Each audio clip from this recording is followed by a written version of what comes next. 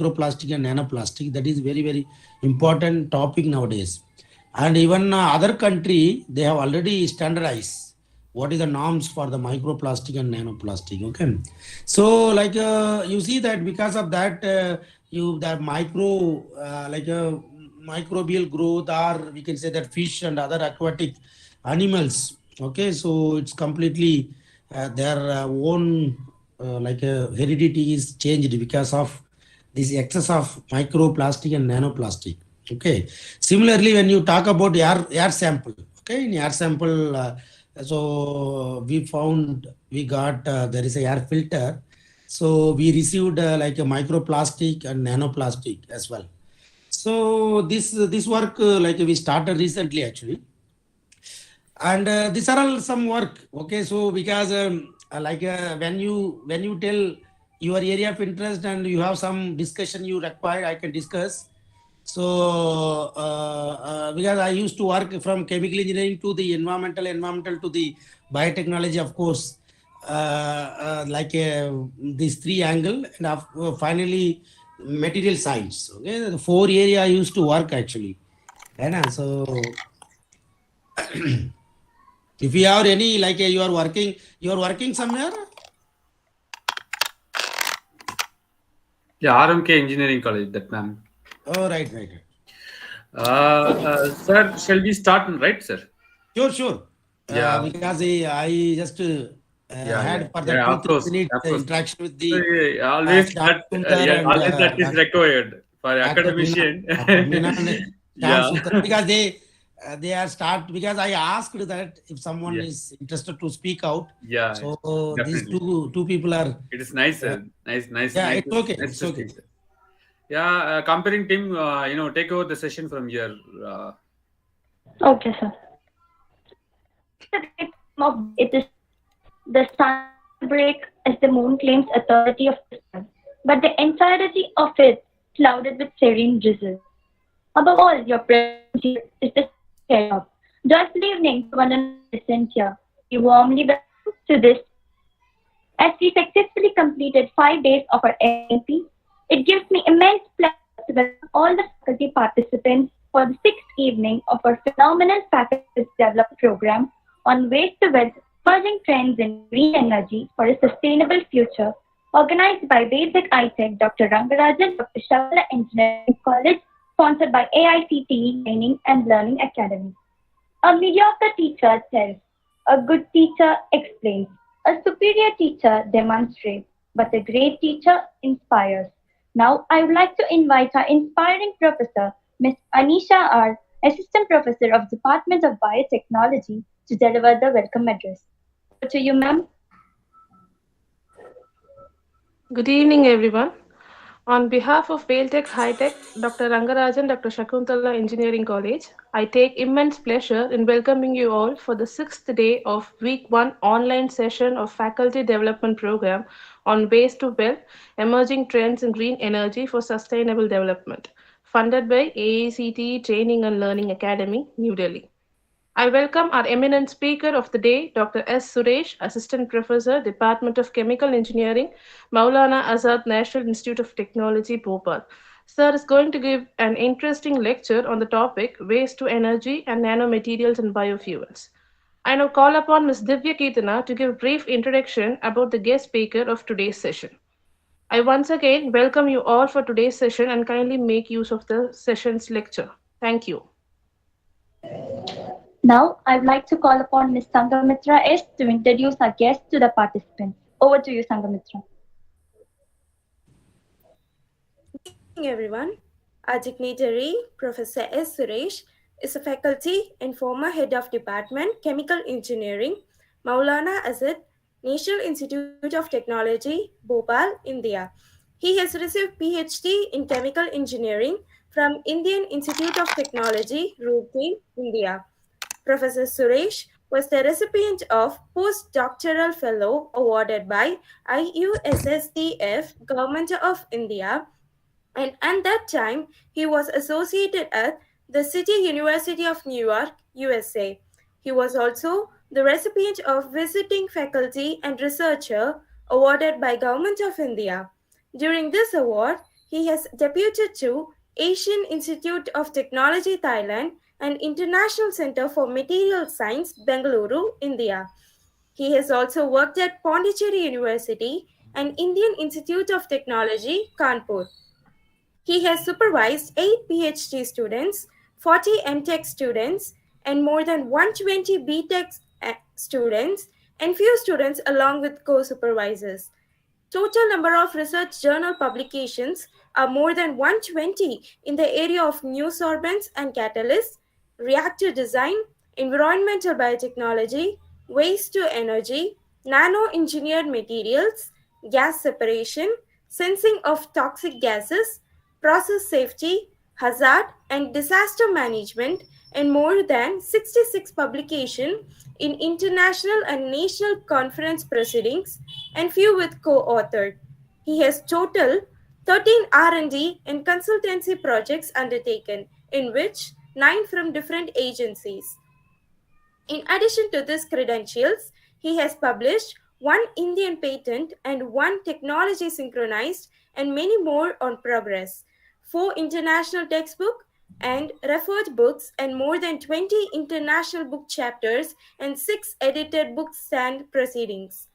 In recognition of his research contributions, he has received a number of awards and honors, including National Innovation Rashtrapati Bhavan, Office of the President of India, DST Young Scientist Award, Visiting Research Fellowship, Professor R.C. Single Medal, and IEI Young Engineers Award. He has invited for special lectures at national and international platform at USA, Singapore, UAE, Thailand, Malaysia. He has nominated as expert member in the different organizations. In addition to above, he has other interests are in ancient history and philosophy, poetry, and art. We are very honored to have you here with us, sir. With immense pleasure, I would like to call upon Dr. S. Suresh to enlighten us with his knowledge on waste to energy and nanomaterials and biofuels. Over to you, sir. Thank you so much for organizer for nice introductions. Okay, so I hope I given brief introduction before starting these formal introductions. Okay, to the participant actually. So anyway, I just move it slowly, and so I hope Dr. Gobi and other organizers means once again I thankful to you for making me more like a formal rather than informals. Okay, because normally what happened in academic institute, as all of you know that, so we have sent an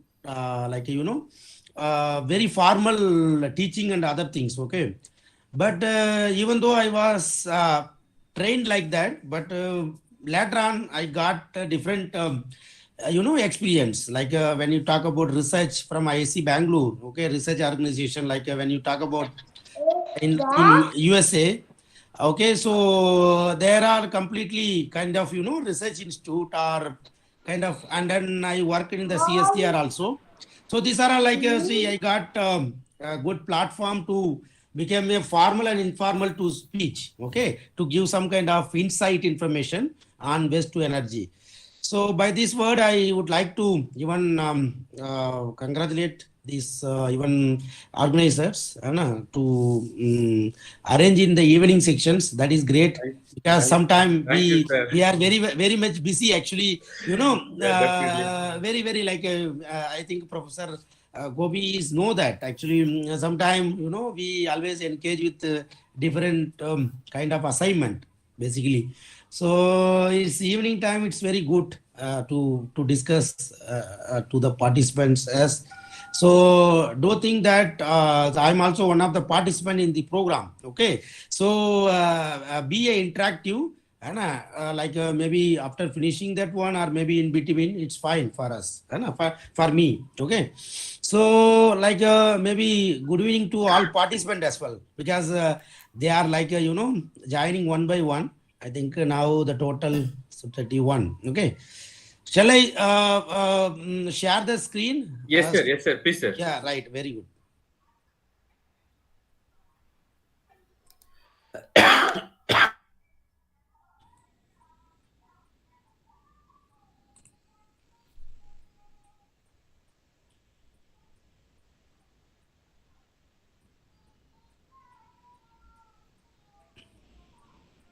So it's visible to all Yes, of sir. you? Yes, sir. Thank you, sir. Yeah. Visible and audible to all of you? Yes, sir. Yes, sir. Participants? Yes, sir. Please proceed, sir. Right. Very good. Okay. So like I just want to. So this is what today we are going to see that in the evening time, like waste to energy conversion technology and process design, like how the process design when you talk about any process, and little bit we are looking for the industrial practice, how this process and the design. Okay, so what industrially how these process and designs are practicing, and even they are real productions. Okay, so first I would, because I don't want to take much time on this one, because already they have given introductions. Like see, my basically I'm going. I think Professor Gopi, it's fine, no? If I go very slowly. Yeah, no problem, sir. No problem. No problem. Oh, right. See, participants, see, I'm just taking three type of, like, see, mainly I'm going to see the waste to energy, like, say, for example, I'm just going to cover first the basic, what is the basic science and knowledge, like we can set a kind of, basic ideas. What is the, when you talk about waste to energy, why we are interested for any production of energy from the waste. Okay, so the reasons. Okay, because you have read, or you have communicated, or you have seen that from the various speakers so far. So first target is that what is the science, what is the basic aspect of this waste, and what is the important things are there, right? Then after that there is a technologies. Okay, there is a technology. What are all technologies there to convert the waste into energy? Okay, that is the second kind of, I'm going to do that. Anna. So then a third one is that how this technology, like any technology, there will be a process. Okay, certainly this process we look at what type of process. Okay, mainly this process we are going to do, see that in terms of design, how the designs, okay, will help you to remove the some of the issues, okay, in the process. Okay, so I want to address the three angle. Okay, so that's why step by step we can go it. Okay, right, participants. Now, before starting that, what is the science, or what is the like initial informations? Okay, to make a kind of before that we should always think about that chemical engineering concept. Okay, as I always tell that be a chemical engineering, I used to first of all introduce that what is the unique concept is there. Okay, so if you look at I'm just going for the chemical engineering concept. I can say that of course if you say that if individual person who are kind of specific engineering stream, so they always fond of to share the own applications. Okay, so the same where I'm just going for that. You look at a chemical engineering deal with the engineering aspect of chemical. I can say that the chemical, even of course there will be an environmental system as well as the biological system of the interest. Okay, that means we can say that not only this bio, okay, then we can say that plus environmental, okay, or we can say that this is the material aspect of. So these three, why I'm taking this to discuss today, these three field, it's very important nowadays. You see, look at without biosensors, okay, so nothing will happen in your surgery. And similarly, when you talk about zero discharge, if we talk about effluent treatment plant, so no kind of no permission will be received from the pollution control board.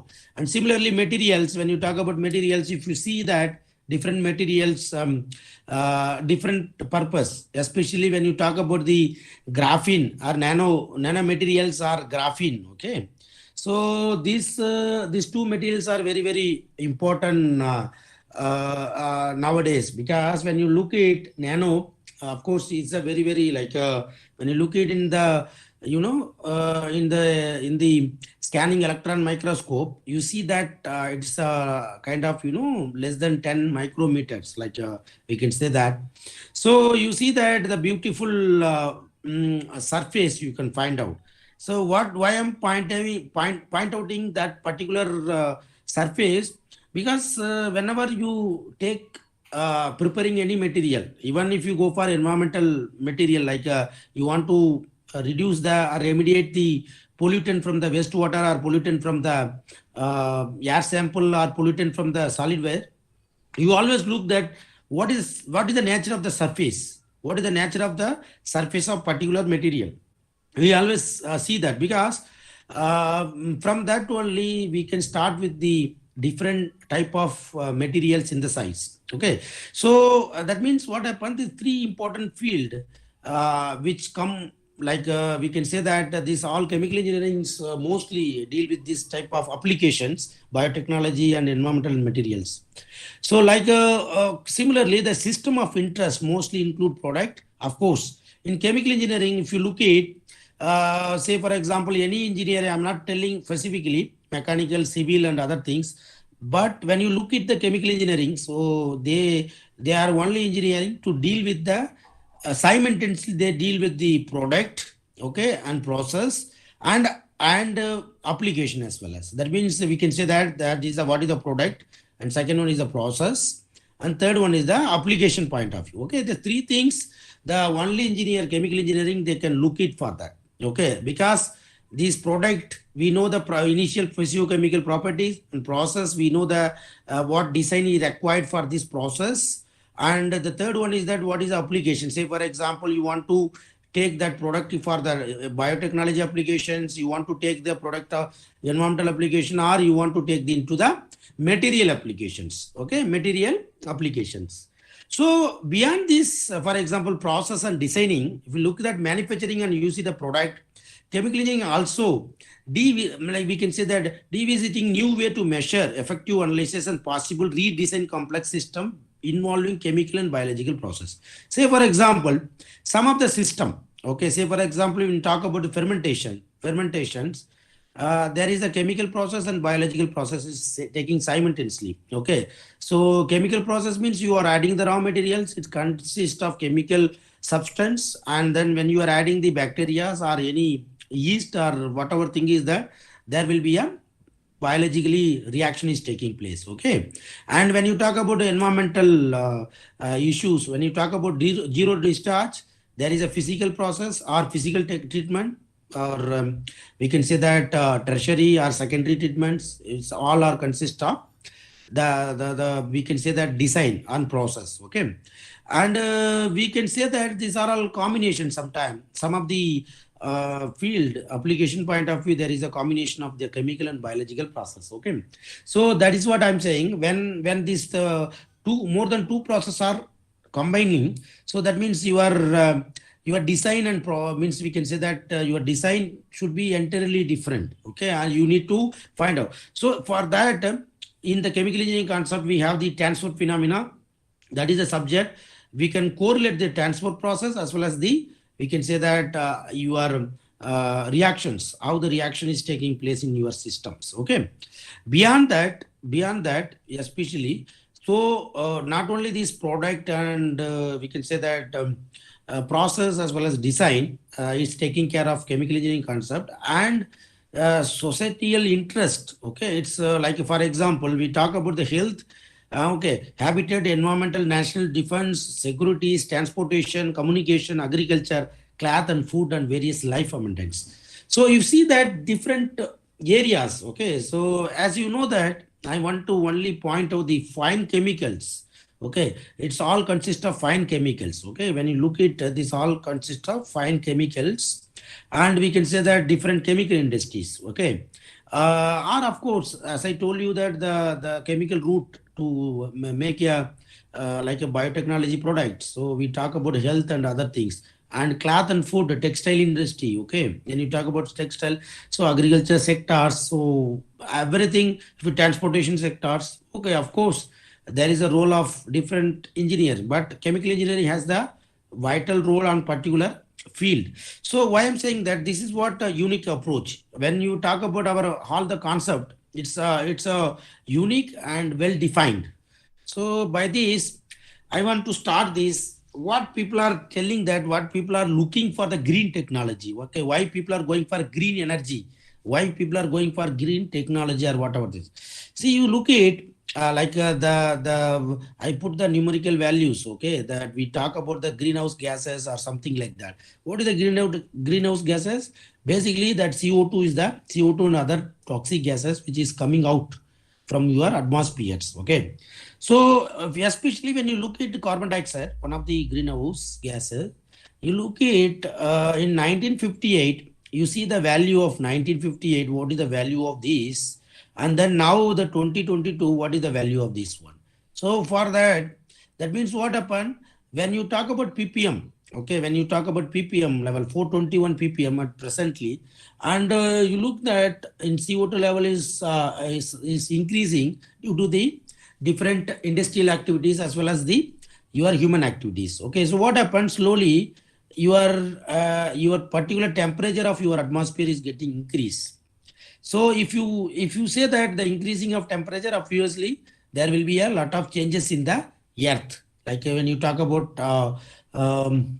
kind of ice is getting melt and water is getting overflow, and there is so many circumstances. You see that even 0.1 degree centigrade or 0.01 degree centigrade, so it is just like a completely it will increase your all natural calamities, like we talk about cyclone and other things.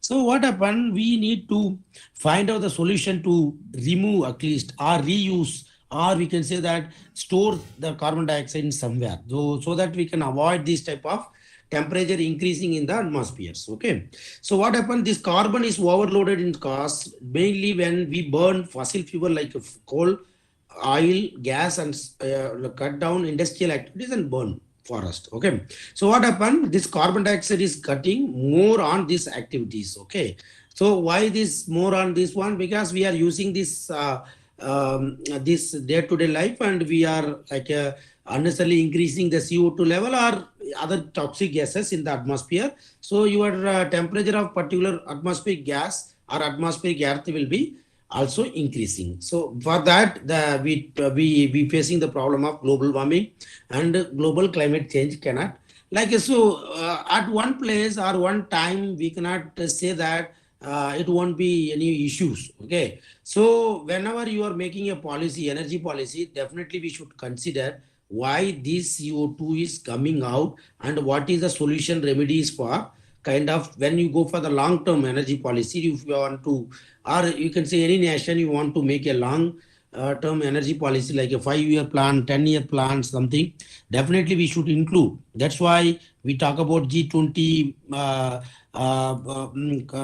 this one for meeting G20 conference, or we can say that Kyoto Protocol, or we can say that every 10-year once all the worldwide or all the different countries, they will meet it, and what is the solution for that climate change, how to reduce the CO2s. Okay, so first issue is that it is the issue of greenhouse gases emission in the atmosphere.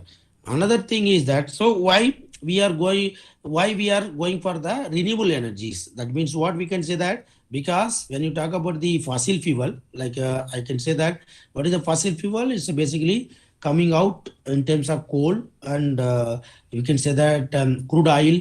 Okay, so in the crude oil, we try to get it, we are getting in the different fraction of your cuts like petrol, diesel, and kerosene, etc. Okay, so these are all like obviously they contain the carbon based molecules, and when is ignited or it is used as a fuel, so of course there will be a means we can say emission of your CO2 as well as CO and other toxic gases. Okay, that is what we require the renewable energies. Okay, so now you look at the scenarios for the especially for the Indian. Okay, so we look at the close to 74% of the energy demand is supplied by the coal and we can say that oil. Okay, now currently what is the 75% is that. So that means what happened, people are saying that to make a alternative fuels. Okay, but when you look into the percentage, okay, you look into the percentage 75%, so it is impossible to very quickly we can discard the this type of fuels, it is impossible. Okay, because slowly we have to look it for the alternative fuels. Because if the climate change is there, so we cannot stop. Because of that reason, we cannot stop. Because you see the energy demand 75%.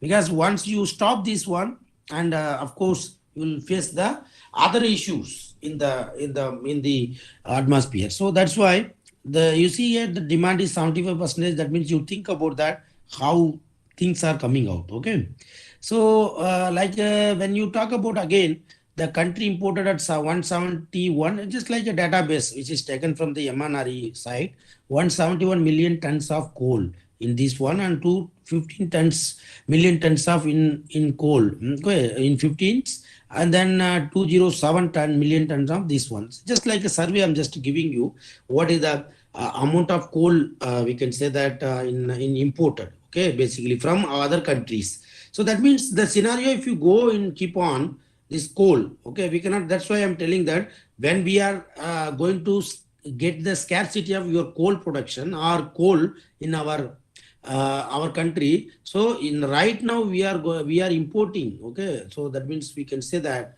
So that means what happened, slowly there is the urgent need to alternative fuels, okay, that is what we are trying to get it slowly, how we can do the some kind of we can say that alternative fuels are alternative source for generating electricity one by one, because we cannot stop completely. So when you look at this pie chart, okay, you see that what is the percentage in that. Okay, so when you talk about of course the wind has the good source, wind taking this one, and solar, okay, so wind and solar has the good amount, and bioenergy, when you look at this bioenergy as well as, okay, it's more or less equivalent to the solar as well as, because you see that biomass, or we can say that bioenergy like biomass, so we have plenty of source. Okay, we simply right now, if somebody is giving the solution for that municipality solid waste, okay, if you give that the solution, perfect solution to convert that one, okay, so definitely that will be going to hike on your economic as well as the hike on your imported or importing, or we can say that we are borrowing from the market, other country market. So you look at, there is a main thing is that the biomass as the vital resource, okay, in the renewable energy point of view, right? So now biomass, we are looking for that the waste, or we can say that biomass, like if you see that why we required, okay, this I told you very clearly in the beginning slide. Fossil fuel has the issue to, it is generating the we can say that it is generating the CO2 and other gases, and of course the fossil, this biomass is the, we can say that it's very like we can say that cheaply available, and it is the just like a headache for how to dispose, okay, in each and every domestic we can say home, we always make the huge amount of your waste, solid waste, and dispose into the means in the public domain. And you look at this is the biomass as the plenty source, that mainly the natural organic materials are renewable resource.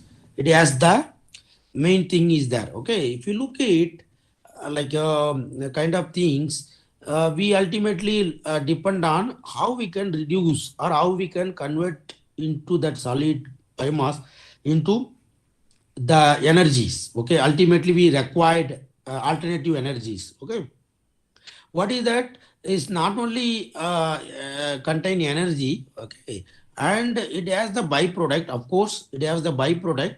That byproduct contain valuable things are there. Many of the biomass or waste is, you look at waste after conversion, okay, after using proper or appropriate conversion technology, you feel that there is the two product. One is the energy and another project is the byproduct. The byproduct value also, that is we are looking for the value added product.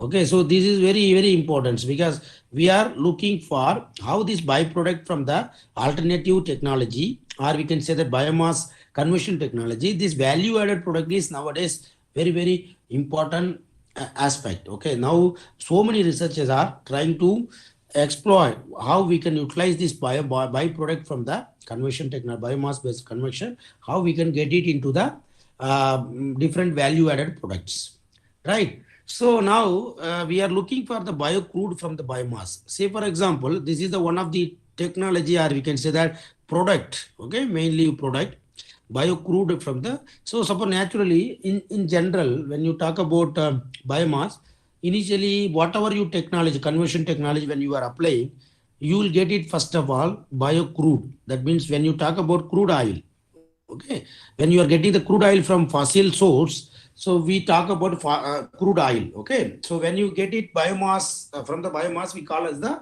bio crude, that is called bio crude, okay. It is also contains several value added product or value added chemicals as well as, okay, value added product and value added chemicals. So when you look at kind of things, okay, what is written? So biomass is the clean and renewable source that is derived from the living and living organism. So this definition I'm not going to look at, but basically the biomass are waste. We can correlate it each other, and whether you talk about living organism and or non-living, okay, both are biomass we can call. Biomass is you look at it, is chemically and biologically treated to convert into the energy rich fuels, okay. So that's why, as I told you, that whenever you are make a redesign, why it's required redesign of any process, because some of the mechanisms, some of the process of your particular product, it consists of different involve of your chemical, biological or environmental. So we required some kind of sophisticated design or highly sounded design or technology to convert this biomass, okay. You see here, for example, when you look at, unlike combustion of fossil fuels, carbon dioxide released by the biomass is balanced by carbon dioxide captured in the growth of biomass. As I told you that whenever you are going for fossil fuel based, we are generating a lot of greenhouse gases. Similarly, we talk about biomass. When you want to you are converting that biomass into fuel, you will also get the carbon dioxide, but level of carbon dioxide will be very, very minimum as compared to the you talk about fossil fuel based, you will get the less amount of carbon dioxide. So what happened, that particular less amount of carbon dioxide, we can go for the different growth of biomass. Say for example, as you know that photosynthesis, what is the mechanism of photosynthesis? Simple mechanism, photosynthesis, okay. Suppose when you talk about humans or any living organisms or humans, okay, or we can say that plants, okay, plants or anything, okay. So what we are trying to find out here, humans, we are trying to make a out, that is out, and we are trying to get inside the existence. So in plant, when you talk about plant, it's basically what happened, it emit O2, that means we can say that, and we can say that it required some of the carbon dioxide. So that carbon dioxide we can go for, like we can go for the any growth of plants or anywhere, any things, okay. This is called photosynthesis, or we can say that biocycle, that is called this is something is called those who are knowing that this is called biocycle, okay. This is simple, I'm just giving you ideas, because it's not an idea, it's a general things which is already unique concept. We are not telling anything. This is called biocycle, or we can say that bioeconomic cycle. So you see that that means one point is clear from this one. Whatever you are converting, that either is a biomass or fossil fuel, there is the energy conversion, energy will be produced, as well as you are getting the byproduct, like we can say that in carbon dioxide or some other things, but only the level of ppm, level of your carbon dioxide is the very, very low as compared to the fossil fuel based this one, okay. So that is what I'm giving you. First of all, we should understand why we are choosing, or what is the advantage of biomass if you go for conversion of this biomass and all. So you should understand the things, okay, whether the fuel efficiency is good or not. The first number one is that we should control the climate changes. So the climate change and as well as the reduce the greenhouse gases. So that's why we require some alternative source. Biomass is the plentifully available in the earth.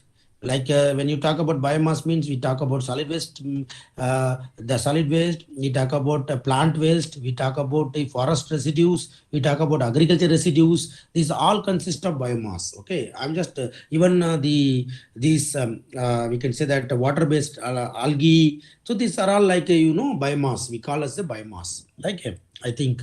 So now, what are the compositions? In generally, when you look at biomass compositions, okay, just when you talk about biomass compositions, okay, so you see here the basically see there is the two type of biomass. One is the lignocellulose biomass, okay, lignocellulose biomass and the non-lignocellulose.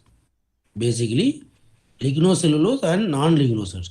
Lignocellulose, mainly we can talk about the cellulose. Mainly the cellulose will be there. And second one is that hemicellulose. And third one is the lignin content. Okay.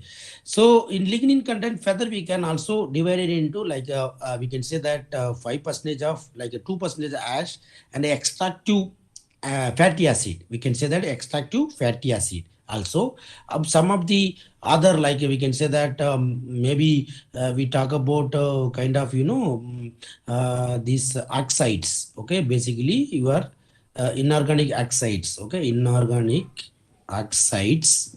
Okay, will be there in the kind of things. Okay, but you see here the majorly when you talk about cellulose is the maximum amount compared to the hemicellulose 20%, lignin and 27%. Okay, so you see here in basically you should understand when we talk about specifically lignocellulose material, non-lignocellulose material, basically you can find out only the mostly available the inorganic substance. You should understand the main things. Inorganic substance, okay, and organic substance, we can say that organic substance, but mostly the soluble form. That means we can say that soluble form or biodegradable form. We can say that biodegradable form. But in the case of lignocellulose, okay, so most of the things are not biodegradable. I can say that non-biodegradable, don't think about plastic and other thing. I'm just talking about lignocellulose materials has the, say for example, lignins. Okay, lignin will not digest easily if you are like say for example, you are not going for any chemical treatment or other things, it won't be digest at very quickly. It will take some time. That is what in that point I'm telling you. It is just like a take time. That is what I'm saying. Non-biodegradable things. Okay.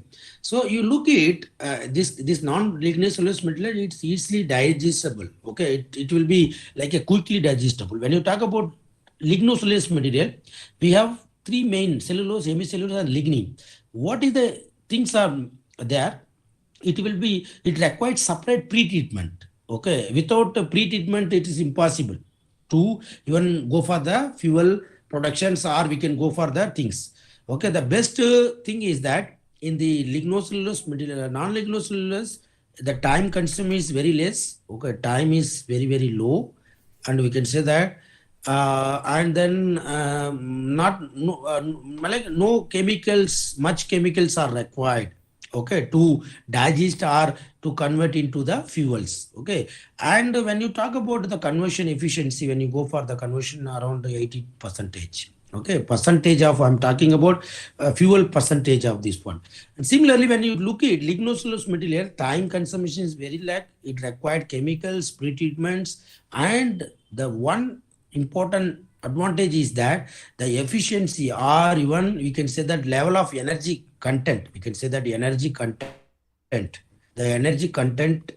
of this specifically lignocellulose is very, very high as compared to the non-lignocellulose materials. So that is what my point is that you talk about like a simple example. I am talking about this bamboo. Lignocellulose material is bamboo, or we can say that. Okay, or we can say rice husk. Okay, simple bamboos. Okay, like I'm talking about bamboo, or we can say the rice husk or paddy husk, whatever it may be. So this is just like kind of things. Okay, bamboo, we can say that. When you similarly non-lignocellulose material, like when you talk about food waste, okay, or we can say that plant residue, like it is not contained that much cellulose, so we can call as the non-lignocellulose material. Like we can talk about kind of things. Okay, so I am giving that this informative things, basic informative things. When you choose the conversion technology, see, ultimately what happened, the choice, okay, the choice very important, choice for conversion technology. Okay, conversion technology is very, very important. Okay, so how you can choose the or choice of your conversion technology, okay, based on these compositions. Without this composition, we cannot even choose that right conversion technology for particular right biomass. Okay, that is what I'm saying, that it is very, very important. Okay, that is what I'm saying. Before selecting any conversion technology, we should know that what is the composition, what is the other parameter, or what is the other physiochemical properties of particular biomass. We should always curious to find out. Then only we can choose proper conversion technology in order to convert that particular biomass, right?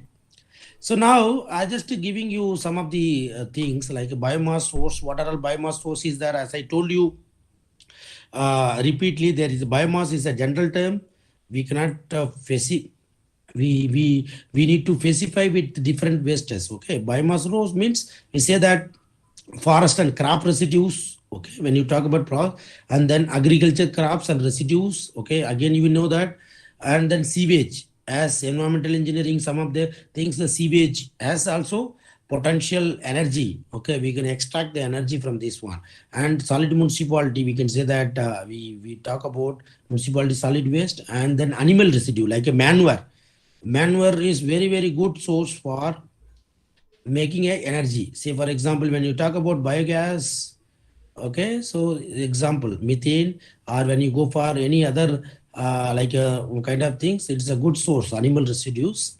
And then industrial residues, this is also good source, like industrial residues, like we can say again, we talk about some of the industry waste. Say for example, I'm giving some example because as I'm chemical engineering, I should say that. Say for example, when you talk about industry residues, okay, say for example, pharma companies, there is a waste effluent is coming out, so it is going to the cement. Currently it is going to for the cement industry as a raw materials. Okay, simply like we can say that this type of the things. Similarly, when you go for pharma, the we can say that as a pharma waste, whatever the waste discharge or whatever thing is that, I'm just giving the example like how the people are using for that.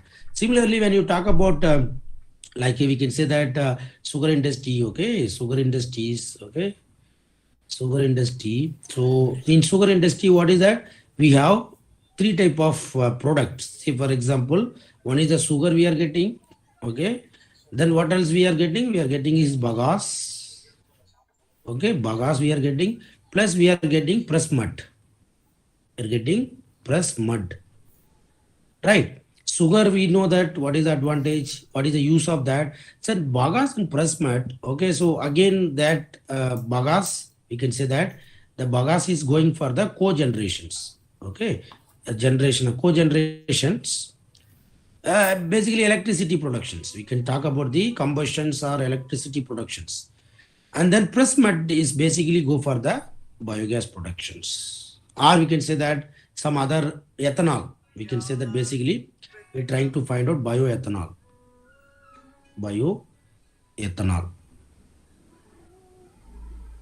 It's okay, organizer. So I'm not taking much time. No, I'm just explaining the things. Participant, I think you guys are listening, no? Yes, sir. Yes, sir. Yes, sir. You can go ahead, sir. Because basically, I want to convey the basic things. Then we'll start some of the research work, what is going on. Then after that, we'll go for the process design. Yeah, it is very informative. You can go ahead. Yeah, that's why. That's because this is required, because many of the participants They think that biomass and waste is both are different. No, both are similar to that each other, right? So the sugar industry, like I say, for example, we talk about bagasse and fresh mud. So this is a different, one industry waste can be used for the another industry as a raw materials, and another industry, the raw material can be, we can say that go for the another industries for the similar raw materials to produce the things. So similarly, like a lot of things we can discuss. Okay, that is what the industrial residual also have the potential.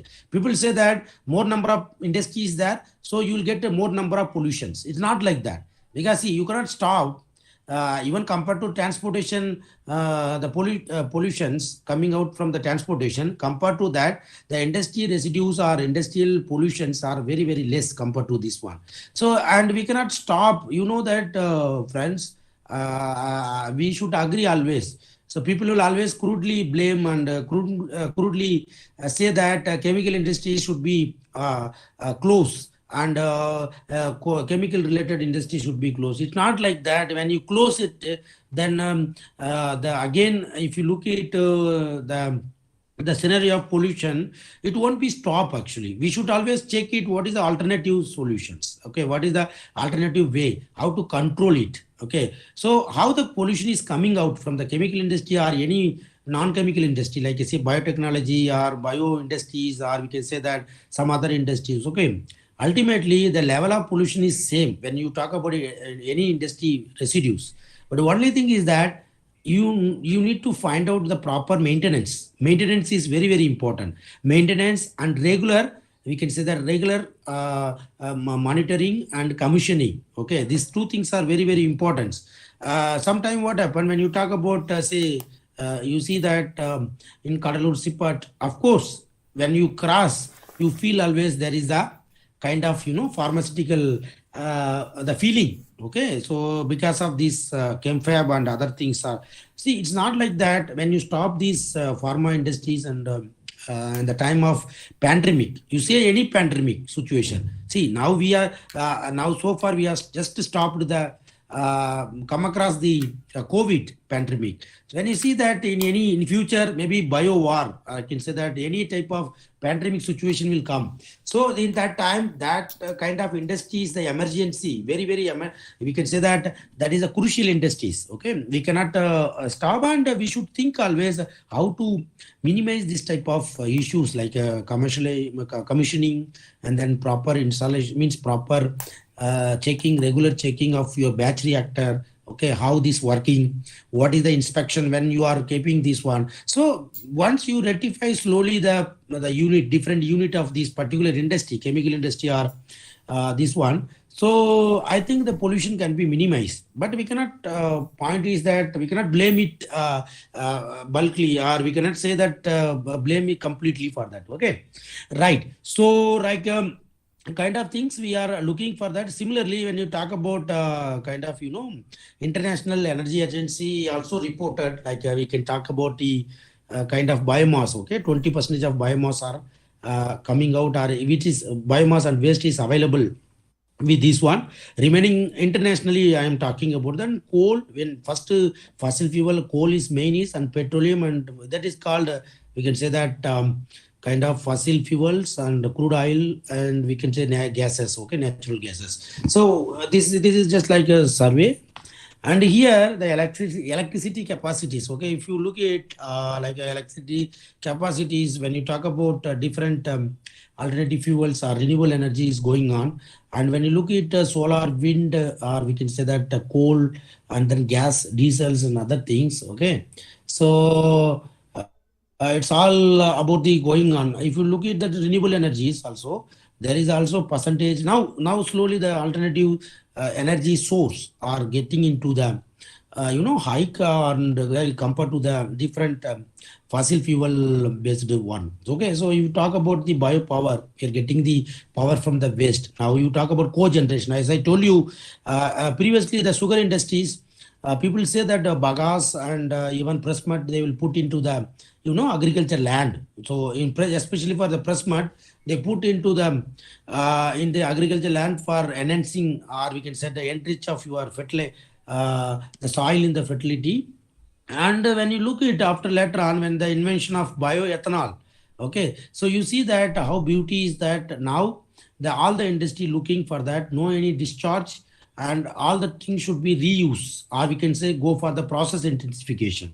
So these all the things are very important pathway when you want to maintain or you want to produce the demand, you want to electricity demand you want to satisfy, you need to produce the electricity from the renewable source like solar, wind, of course it is there, and waste also. When you look at the data, so of course it is there in the things.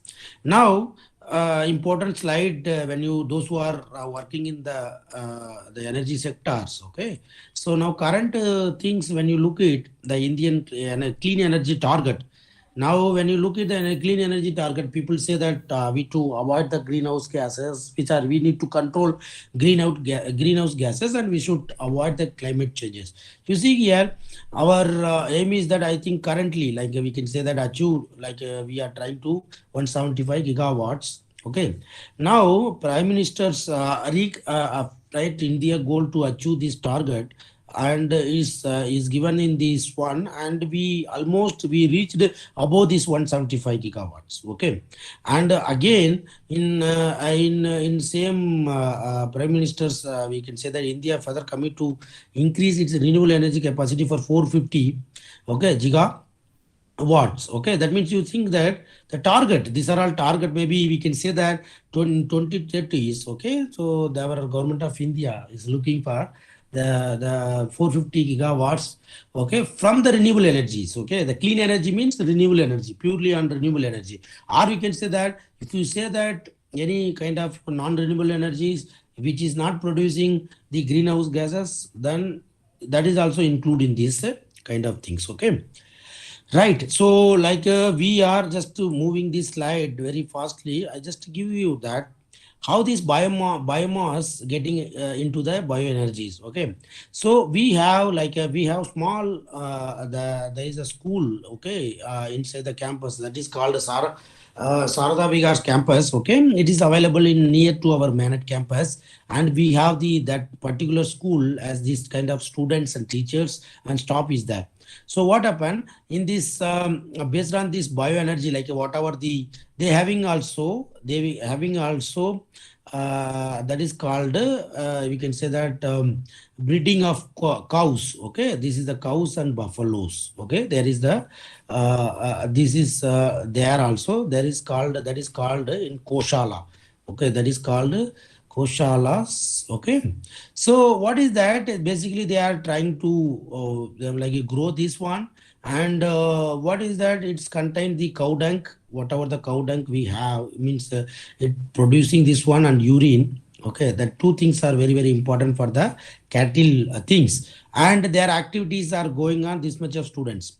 So what happened? So they're trying to means they're having the two plant. That means one we can say that 10 meter cube biogas plant capacities biogas, and another one is that there is a I think there is a 45 meter cube biogas plant is there. Two plant is available.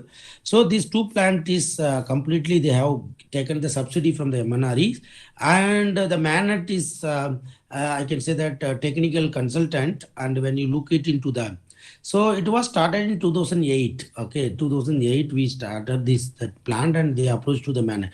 Then we try to 8 and 9. 9 is the commissioning of particular thing within a 1 year. So we start with the kind of two plant. First we started with the 45 meter cube things, and then advantage is that there is the producing of this much of cows and a ton of cow dung and this one.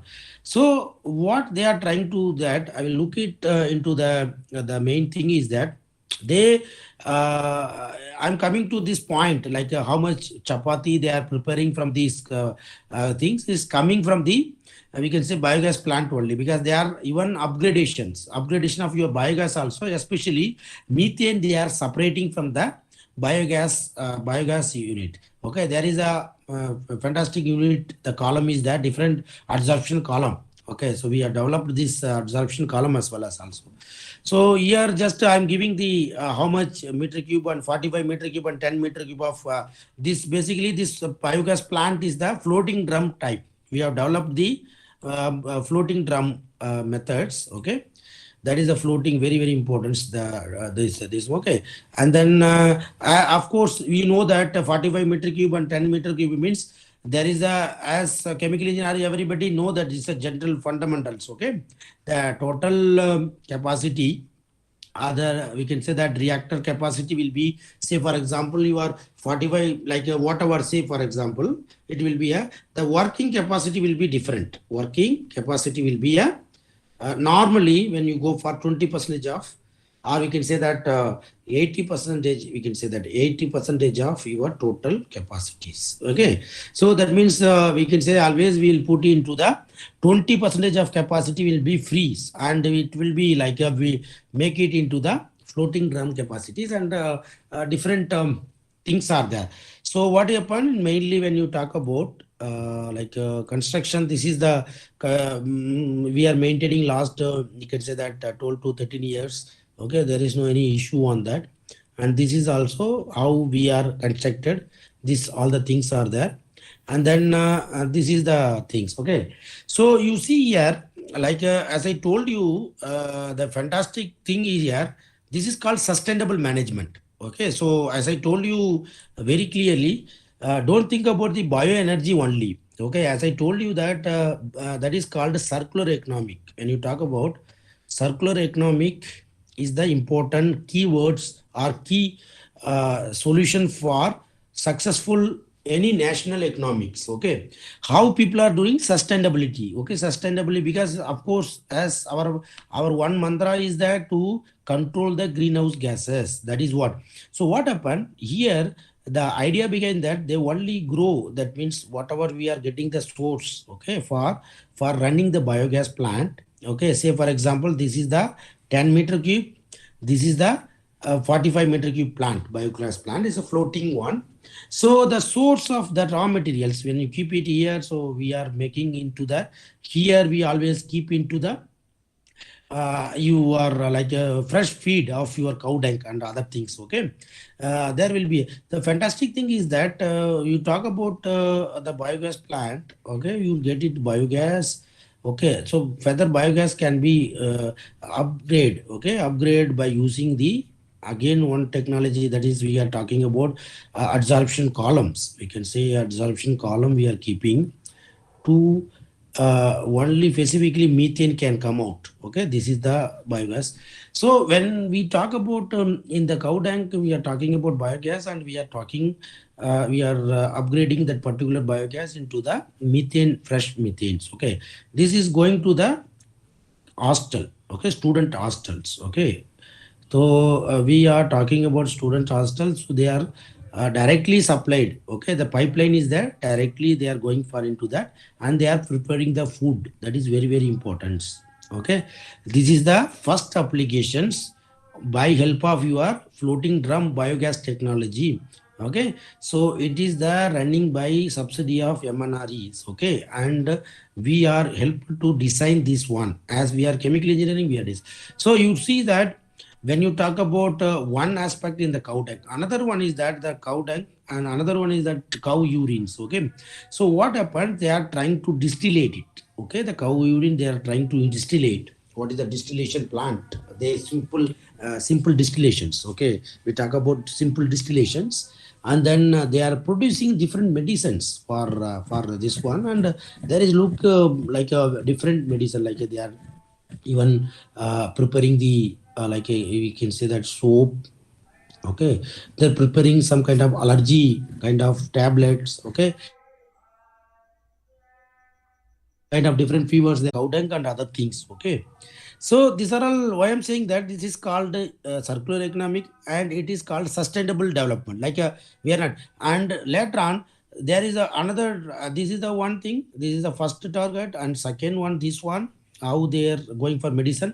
Third one is that when you look at it, of course, after getting the biogas, so you are getting some kind of sludge. Okay, biogas slurry, that is called slurry. So that slurry they are trying to go for the composting. That is called compostings. Okay, they are going for the composting, and plus they are trying for the vermi compostings. Okay, so that means what happens overall when you look at in particular, when you are, what is the basic thing is that the best thing is that you are getting the continuous raw material, and the best thing is that that is called conversion technology. Conversion, that means we are talking about technology. Okay, conversion technologies, so we are making into the things, right? So you should understand why we are called as the circular economics. Okay, and we are talking about the sustainable development. Okay, this is called sustainability, or we can say that sustainable development, right? So now, and again, based on that, I told you they are separating into the kind of, they are going into the kind of, preparing the food for the hostel.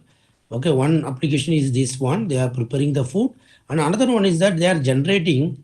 Okay, they are running generators. Okay, around 9.5 kilowatts.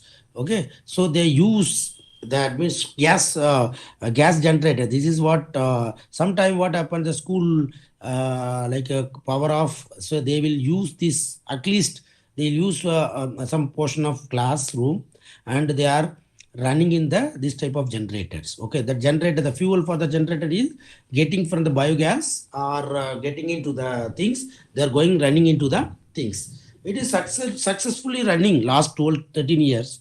Okay, small kind of thing. It's like people are maintaining now. What all the people are, they are not educated, they are only maintaining the things. They are even we hand out to the, like a simple kind of person, they are maintaining all the things successfully. There is no any kind of only that every 5 year or 3 year we maintenance, we just remove the that is called a scale on the surface of the biogas plant, and will remove it manually.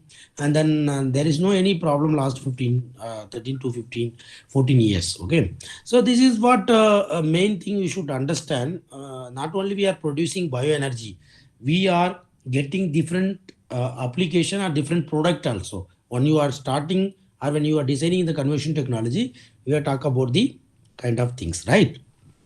So we taken the kind of, their compost, like we can say that we taken that biogas slurry. Okay, basically we taken the biogas slurry, and in their campus there is a lot of different plant, not plant residue, and leaf and the different the residues are coming from, because they are even go for that agriculture land inside the campus, they are going for the agriculture, like we can say that wheat production, like mango cultivations there. So you see that it's a good idea to convert that particular slurry, biogas slurry, and use that type of plant residues, or this leaf biomass. And then we started to work on this composting and vermicompost. It's simple, like MTech students and PhD students, they are because it is a like kind of large scale. It's not like a kind of like a small one and lab scale and other things. Okay, it's like a kind of, you required a different planning. Okay, we have put it all the things in their own site only, and then we started to cultivate different vermi earthworm, that is called earthworms, and we talk about different earthworms, like the earthworm density we varied, and then we varied different densities. Okay, then we got that vermicast, that is the product which we can say that that will be a biofertilizer, or we can say that that will enrich or enhance the fertility of the particular soil.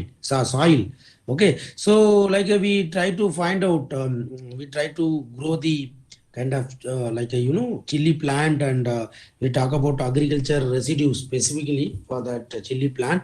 So we different measurement, like scholars, they measure different height and size. So ultimately what happened, this is like a waste. Okay, waste or biomass, or we can say byproduct, a byproduct of one particular conversion technology. We are making use of the we can say that without any emission of CO2 and other things. Okay, we are just getting the kind of applications. We talk about these the things we getting. Similarly, like we talk about we like produce the brinjal. Like we have the specific areas. We cover that brinjal things, and like we grow, and the growth was very good, and there is no need of any kind of urea and other things. Okay, we just started because they are just like they are producing this type of things, and they are transferring into the soil, and when they growth all the things, and so you see that everything is green and everything producing that no any waste is coming out from that particular campus. That is the main important things when you talk about kind of things. This maybe insight of because it's a lab scale means it's fine. When you go for any like a kind of a pilot scale, I can say that it's something like that, a pilot scale, and we should maintain means how difficult is there. So the students are done lot of work on this one, and this is the main the growth just we are trying to, because see, of course, when you take it some plant, we should always compare as a research. You want to kind of prove it that this vermicast has the vital role in the soil fertility. So we taken different ratio, different waste, mixed with that biogas slurry, and we found that there is a great growth of the particular both plant like a chili and the brinjal, and even the yield also. The yield when you give compared to the ureas and other things, you look at, we are given that urea, when you talk about this one, it is giving almost 5 to 6 times higher than that whatever you are applying for that particular urea and other things. Okay, this is what a great means. I can say that nothing in that when you talk about the waste into energy. Okay, so kind of things we can get it slowly. The research means it's not like a one day we can successful or something like that. So many difficulties, okay, to get it real work and real executions. Okay, this is what I'm just looking for that. Even though the technology is simple, but still lot of parameter need to maintain. So say for example, we have taken two species earthworm and two species, that means we need to properly maintain the moisture content, or we can say that to maintain the temperatures. Okay, temperature, and so that the vermi that particular earthworm will be multiply based on these favorable conditions. After that only you can you can say that the multiple, if the earthworm population is multiple, then we can get it it's all once you start with some small quantity, then we can expand, or we expanded this all the things. This is the beauty of these studies and other things. Okay, right? So that is what I'm looking. Just given that slide, very we can say that common, or we can say that combinedly. So this is what I'm talking about. So biomass circular economics. Okay, so this is what we require. So what is that? We try to find out a kind of slurry. Okay, this slurry is the called biocaloric slurry, and different type of cultivations, agriculture waste, agriculture things are coming into that, and we use this one, and we are talking about the transformation of your waste. This is called transformations. Okay, this is also technologies. We talk about transformations, and we reach, and we got favorable conditions, and we talk about the final end product we are getting into the ultimately whether the yield is good, and as well as the your soil fertility is maintained. That is what about the kind of things, right? So this is what I hope you the sustainability. This is what we call as the sustainability and circular economics, right? So now we talk about process for biomass conversions. Okay, so we have seen so far that kind of biochemical conversion technology, we talk about biogas, and how the case study. This is what that particular school I taken the case study. We have successful, because that's why I just displaying all the things. Now other conversion technology also available, that is called a thermochemical, that is mainly these, as you know, that combustions, okay, the gasifications and bio oil productions, okay, pyrolysis, that is called pyrolysis. That is called pyrolysis, right? So combustion, gasification, pyrolysis. So this is the different conversion, thermochemical conversions. And then, of course, as I told you that biochemical, there is a, we can talk about the anaerobic digester. Okay. So then aerobic digester, that means ethanol productions. Basically, we talk about, this is the biogas. Okay. That is what we talk about biogas technology. Then anaerobic digester, we go for like a kind of, temperature to maintain. And this is aerobic, we should always operate different temperatures to produce the bioethanols and other things, right? So biochemical, this is one. Then chemical, we talk about the chemical only. This is called biodiesels, as you note everybody, the lubricant. Okay, so biomass can be converted directly into the lubricant, and then biomass is getting into directly biodiesel through the different route, chemical route, basically. Okay, as you know that everybody, how the biodiesel is producing through the chemical route by adding the catalysis, and that is called transactions. Okay, transesterifications process. Okay, there is some, simply we are adding some kind of catalyst, and in presence of some sodium hydroxide or KOH, then it is converting into the biodiesels.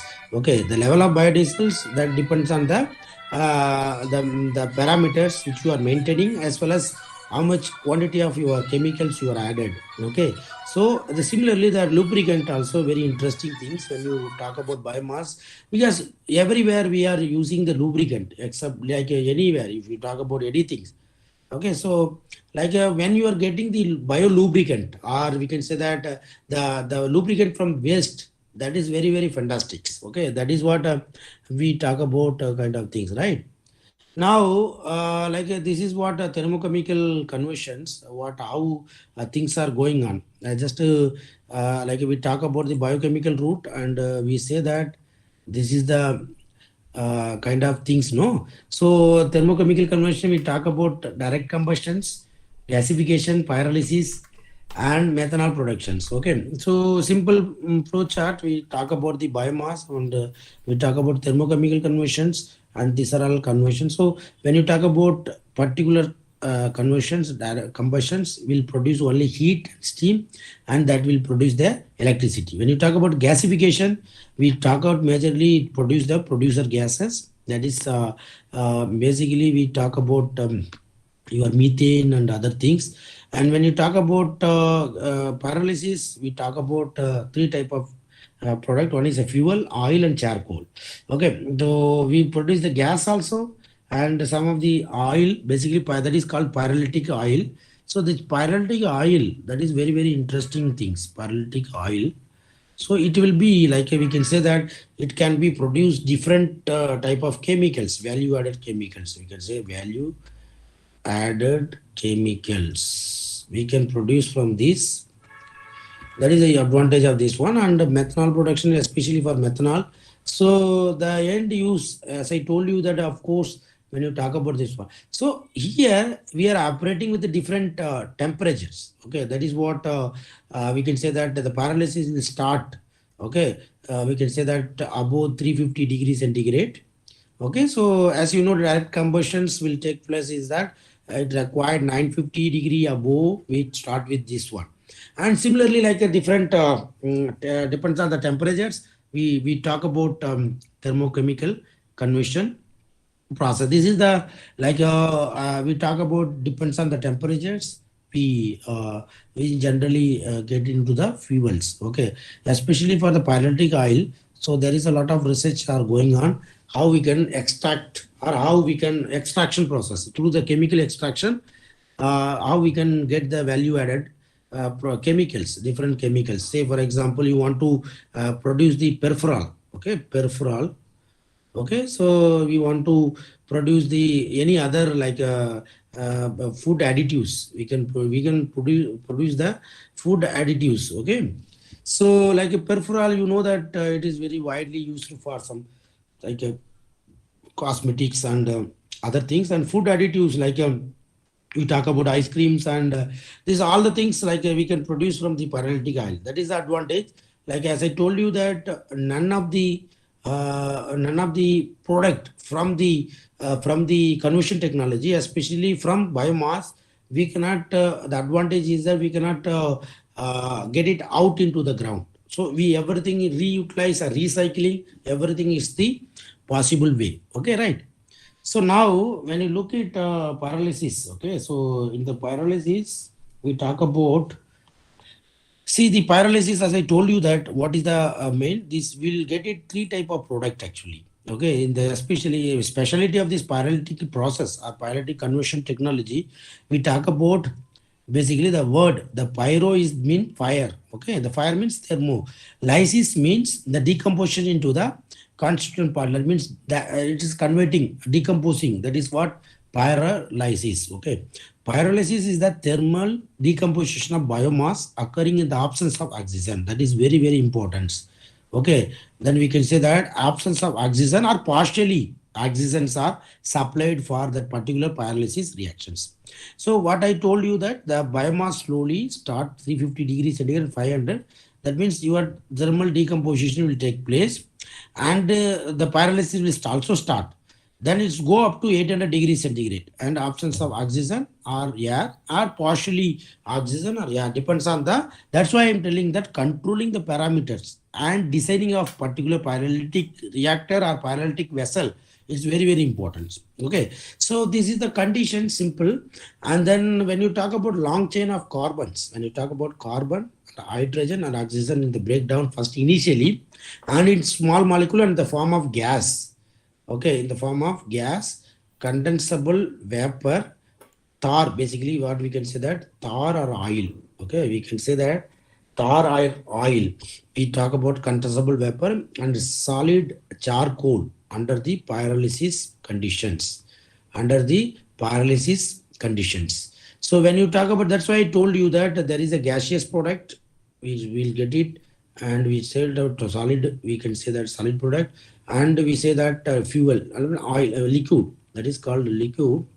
So this is the interesting things in the pyrolytic reactor. So we are getting the three type of product, which is making into the fantastic things. Okay, especially for the liquid content, we have a lot of things, and of course solid is the charcoal. With charcoal we can further process. Okay, process means we can go for further processing to polishing, and we can activate it, and we can go for into the different applications. And gaseous, of course, we can use the liquid turbine. Okay, or we can say that turbine, or we can say liquidification. That is called liquidifications, liquefied. So okay, the gas can convert into the liquid form.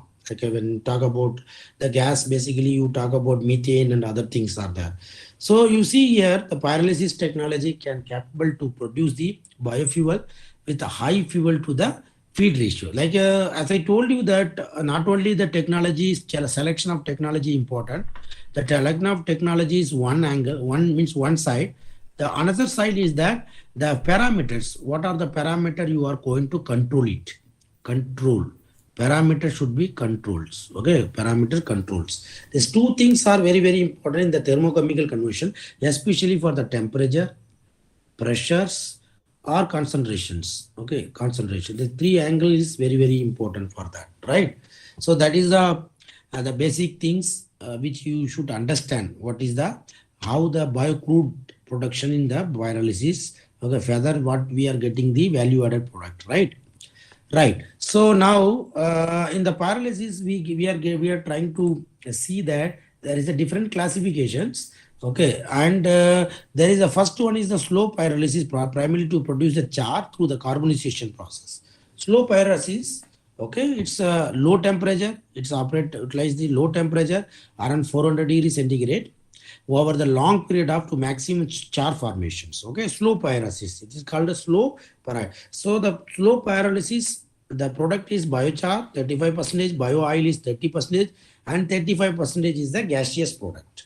Okay, so that means we can say that it's contain the long retention time or reaction time.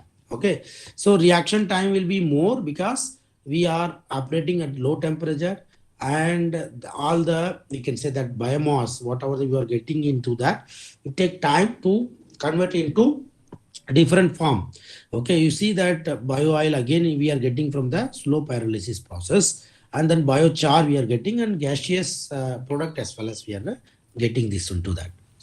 Right. So now another method, or we can say that that is called fast pyrolysis. Talk about rapid and fast pyrolysis, primarily to produce the biocrude. Okay, so the fast pyrolysis is the process which organic materials are rapidly heated, like we can say the above the 400 degree, 450 degree in the presence absence of the air. Okay, under these conditions, the organic vapor and pyrolysis gases and charcoals are produced. Okay, so under this condition, vapor, organic vapors and pyrolysis gases and charcoal are produced. The vapor are condensed to biocrude. That means what we can say, that we can condensation. We can go for the gaseous fuels. We can go for the condensation process. We'll get the liquidification. That is called liquidifications. So you see, typically that means 60 to 75% of feedstock is converted into crude oil.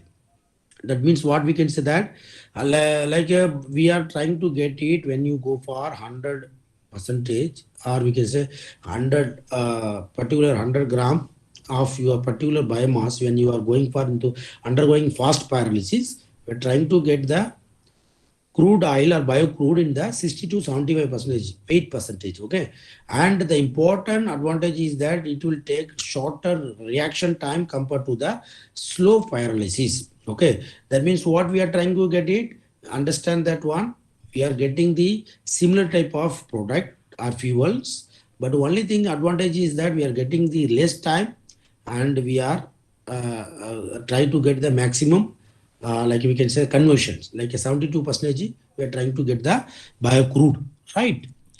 Now, but why do it all? Like we can say that when the liquid pyrolysis oil is easier and cheaper. Why we are talking about the biomass into fuels? The advantage is that, for example, I'm just giving example because we are talking about pyrolysis.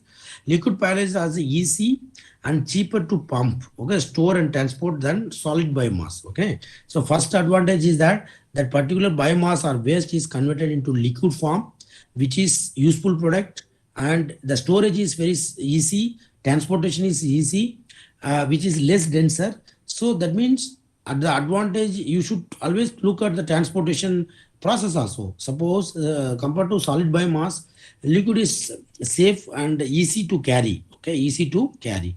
The importantly, it is also good technique to unlock complex woody biomass production of biochemicals and product which is replace raw material derived from the crude oil.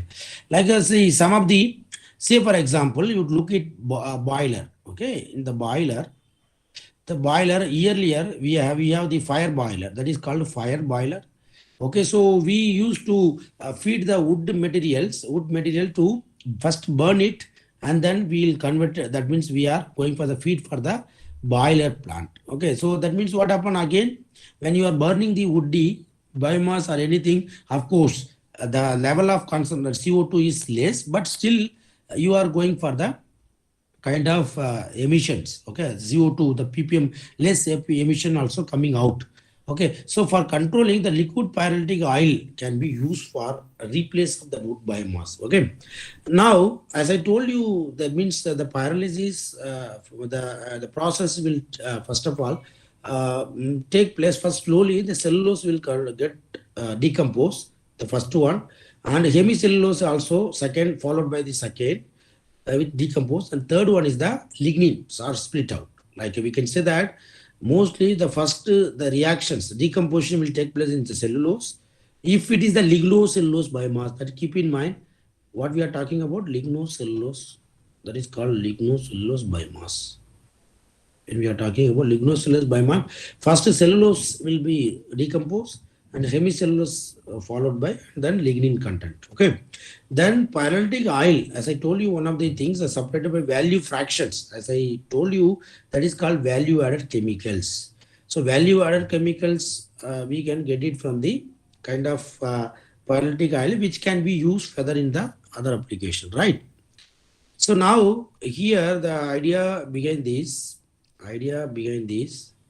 The thing is, you look it, there is the I taken from here some site, and how the volume and price will be comparable, especially for the pyrolytic oil. Say for example, when you go for the price, and then this is the volume. Okay, we talk about kind of fine chemicals, we talk about fine chemicals, and then pesticide, dyes, food additives, and flour and lubricants. Okay, this is what special additive monomers, and this all the things will come. So biocrude, we talk about bio, how much is it getting? You're getting the volume per ton. Okay, so the community, like we can talk about this. So now what is the understanding this one? The biocrude is feather, we can go for, like this can be exploited into the fine chemicals or value added chemicals. That is what are the special things we are getting.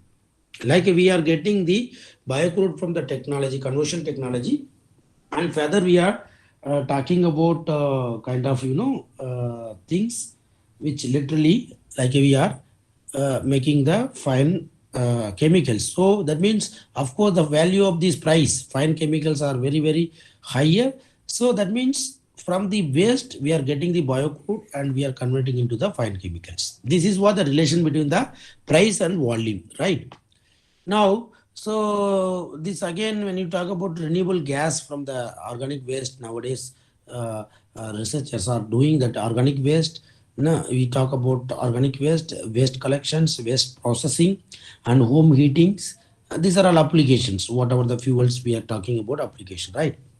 So here we are developed some of the catalysis, like that is called the chromium promoter zirconium. So here we are used dry impregnation method.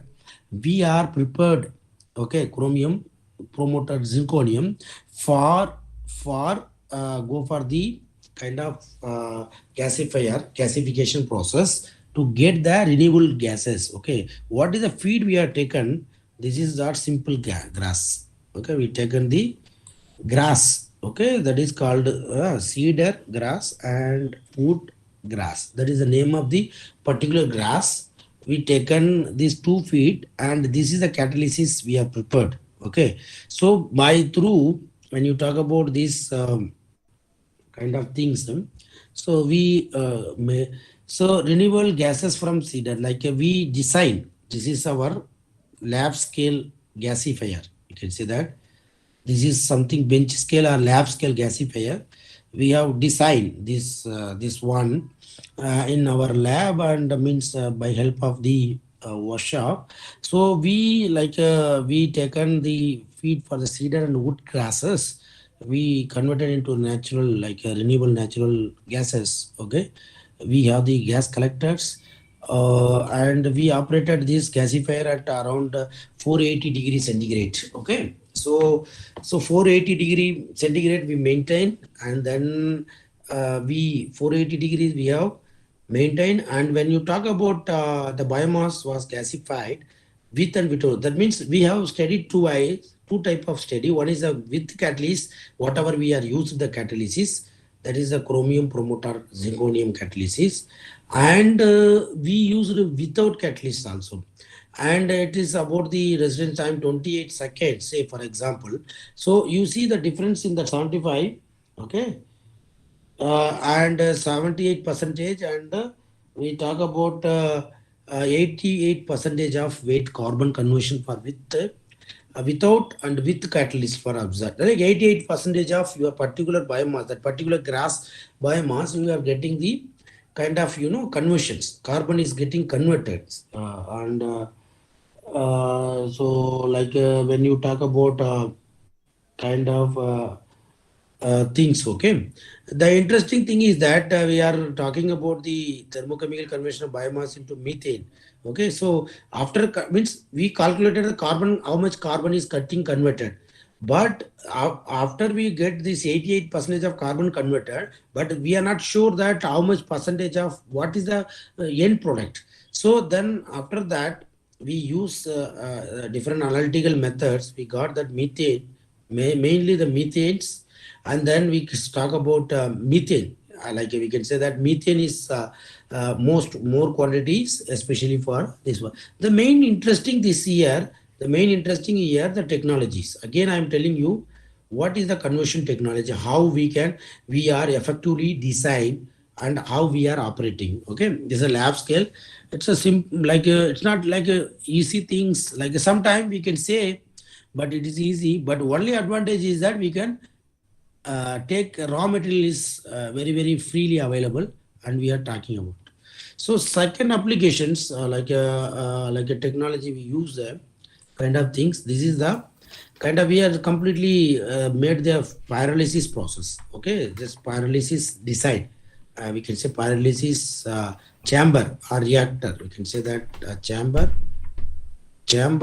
we made this one. This is the dimension, you can check it. Digester or chamber, both are same, and you see that the dimension what is completely fabricated by the our workshop itself. What is the specialty? You see that we done in the human hairs. You see the human hair.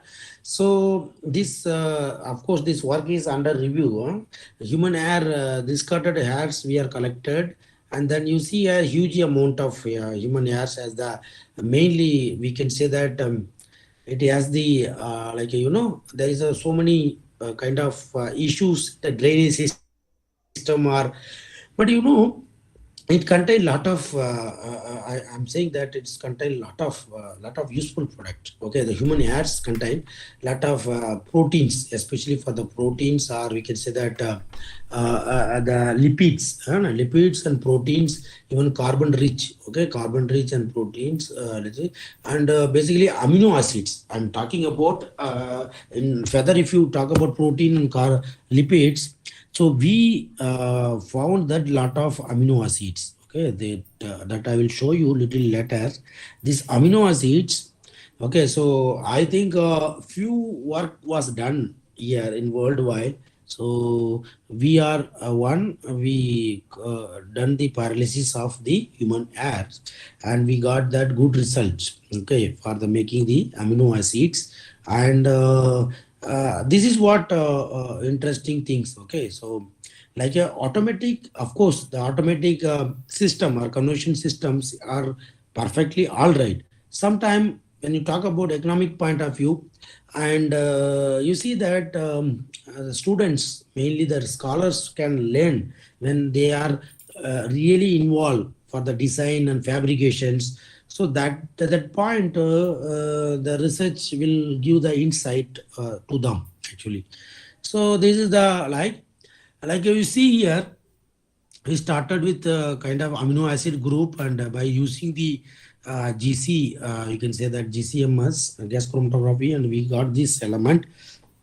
Like this is the molecular weight of particular these amino acids, and oil quantity, like with respect to temperatures, like we got also the oil quantity, which is the oil quantity ml we are received from the pyrolysis unit, and it's a fast pyrolysis, of course, above the above the 400. So that temperature we varied slowly, like 240. Of course, it contain maybe the design when you talk about designs and other things.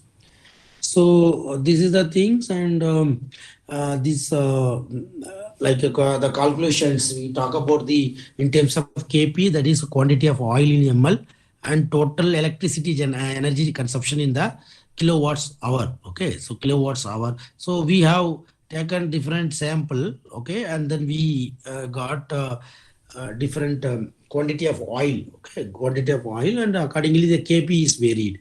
Okay, so we compared with this one, and means we conclude that 250 grams and particular design of pyrolysis, designed pyrolysis, they given good amount of Kp values. Okay, or we can say that 250.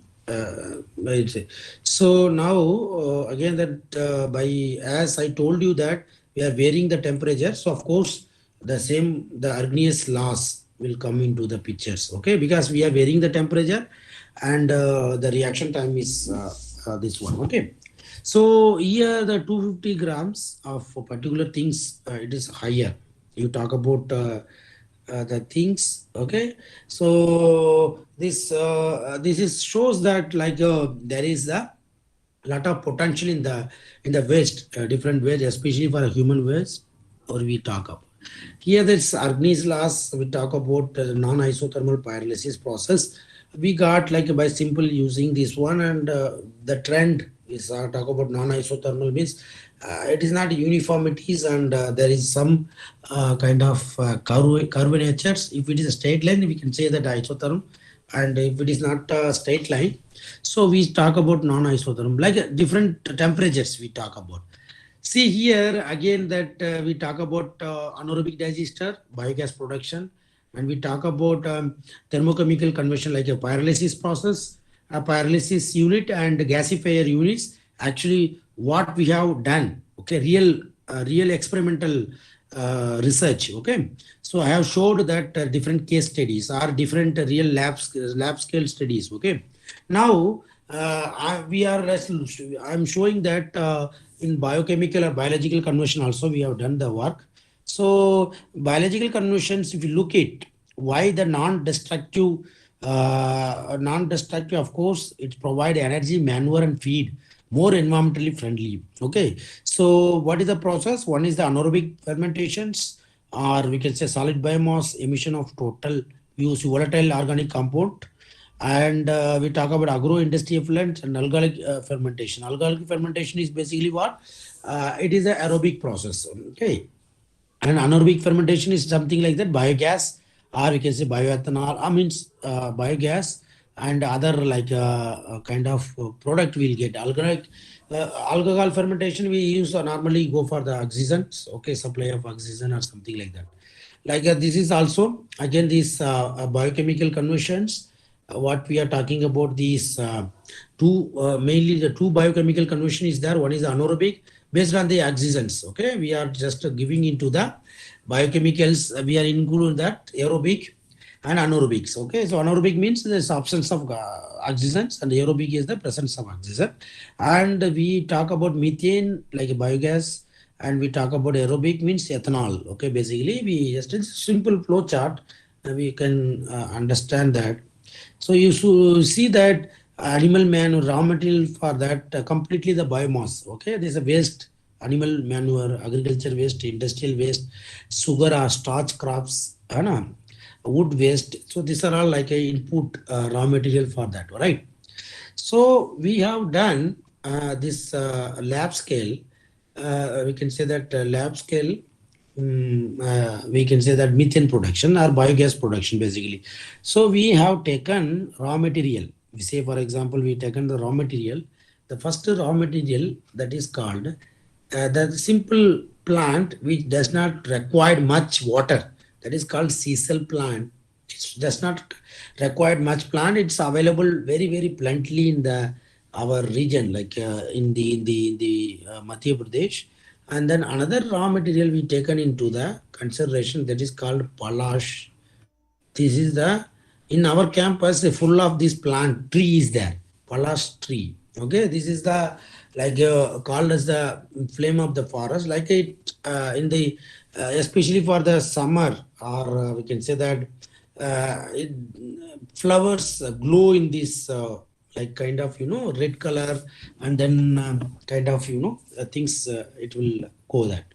So like we taken this residues, this plant, one is the seasonal plant residues, especially we talk about this one, and we taken this one, the leaf litters, whatever the leaf is coming out, that we taken into the consideration, and we design our own lab. We design the kind of anaerobic digesters, and we have the gas holder, and we use the GCMS, and we can find out the what is that. The liquid form, whatever the liquid form, that is we are denoted by volatile fatty acid, volatile fatty acids, and then gas we are denoting in the methane especially. So we are like try to evaluate these kind of ideas. This is also kind of I can say that this is the waste from the simple forest, or we can say that kind of agriculture, or not only it's not agriculture, it's waste from the residue, plant residues and forest residues, okay, basically. So we maintain the ratios, you can check it, okay. So we got maximum methane 320 ml per day, okay. So that minimum we got 47, okay.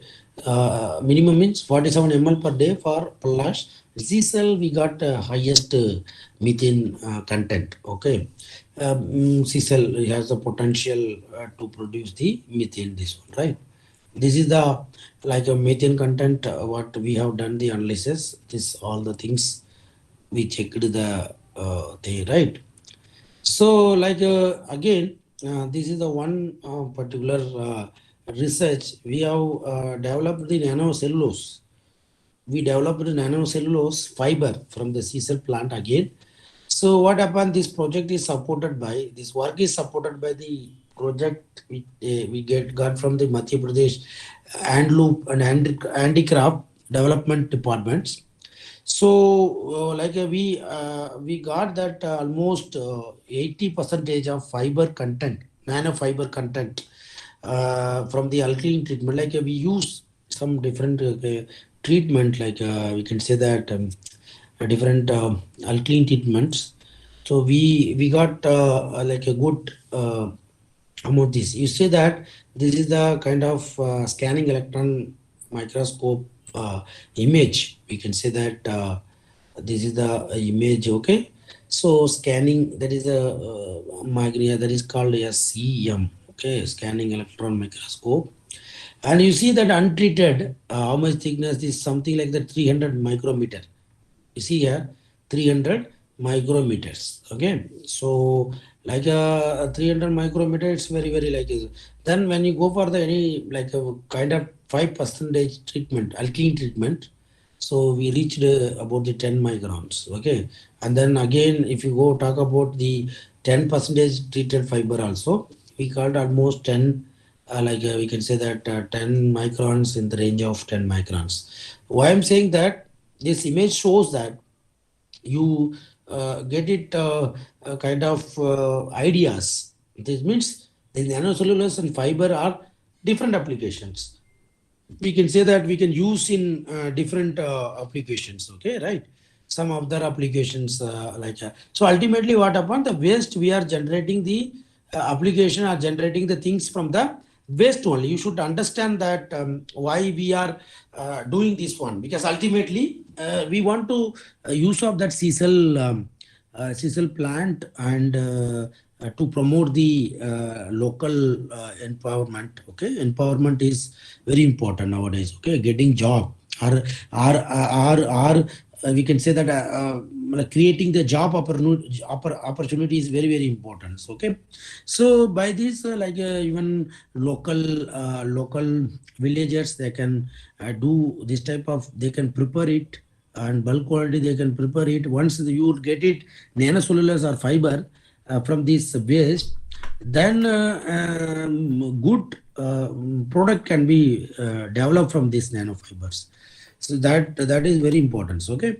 So you see here we made these fine fibers are getting out, right, is 15%. So we are comparing that what is the things are like that, right?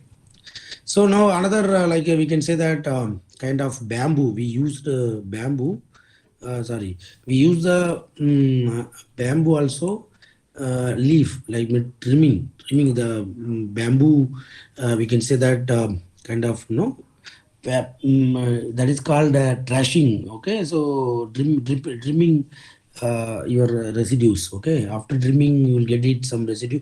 So we use different chemicals. When you talk about different chemicals, and then this we try to find out what is the methane yield, okay. So what are all methane yield we are trying to get. So here the similar way that we fabricated the biogas technology means that one, and we talk about the maximum 820 ml per day. And you see that when you talk about the sisal plant and residues, and you see the Palace leaf, we got maximum. You see that is what even I told you initially, the lignocellulose. We talk about lignocellulose. lignocellulose content is higher, so your the production will be more. The production will be more, whatever the production you are getting. So you see the bamboo, when you talk about bamboo, when you compare to the bamboo, so it contains lot of lignocellulose materials, but in compared to the your fibers, this sisal fiber or sisal residues, and then you talk about the palash, so you got like less percentage because of the content, nature of the content. Okay, nature of the content is good, especially for lignocellulose material, because in the bamboo we cannot go for the simple treatment, or you can say that we required some kind of very like pre-treatment is required, high like a good pre-treatment like so we got the good result in terms of like a sulfuric acid we are treated, and it got good results. Okay, that means what happened, first of all we do need to digest it. Okay, so that particular trimming residues, the bamboo trimming residues, we need to, first of all, we use different acids, and we got that good kind of things, and we found that this one is the best one. Okay, so the main kind of things, okay, you should understand. So we have tried, these are all, we got the good results actually. Now, this renewable gas from the organic waste, we talk about organic waste. Okay, so again, we use this work like we have done. We have used like we can say the same techniques, but here the reactor size is different. So we used, you see here also we used, this is the reactor size. What I showed so far, the reactor is different. Now the reactor size, we say 1.5 liter maximum. 1.1 liter or something like that, working liters. Okay, so we used, you see that fantastic one, sewage, as I told you that industrial waste sludge is there, cow dung manure is there, then we say that yard waste. Okay, floral waste, like a temple, we can say that a lot of temples are there, there is a flower waste is accumulating. Then dairy waste waters we use as a co-substrate, like kind of, because sometimes when you talk about floral waste and then yard waste, kitchen waste, this is a bulky, this is called, see, you should understand anaerobic digester. Co-digester means we should understand like anaerobic digester, basically we require two type of material. One is the bulky one, okay, that is called bulky, means co-digester, basically bulky material, and second one is we want to the less bulky, or we can say that digestible. We can say that digested. So that means this both we are using for making the methane or biogas, that is called anaerobic co-digesters. Okay, we try to make a co-substrate, okay, in the bulky material. So that is what we call as the anaerobic co-digester. Okay, so we use the different ratios, and we got that good result in the 1:2 ratios, good results. And then we got this VFA, volatile fatty acid, also good. And of course, we use as co-substrate as a wastewater.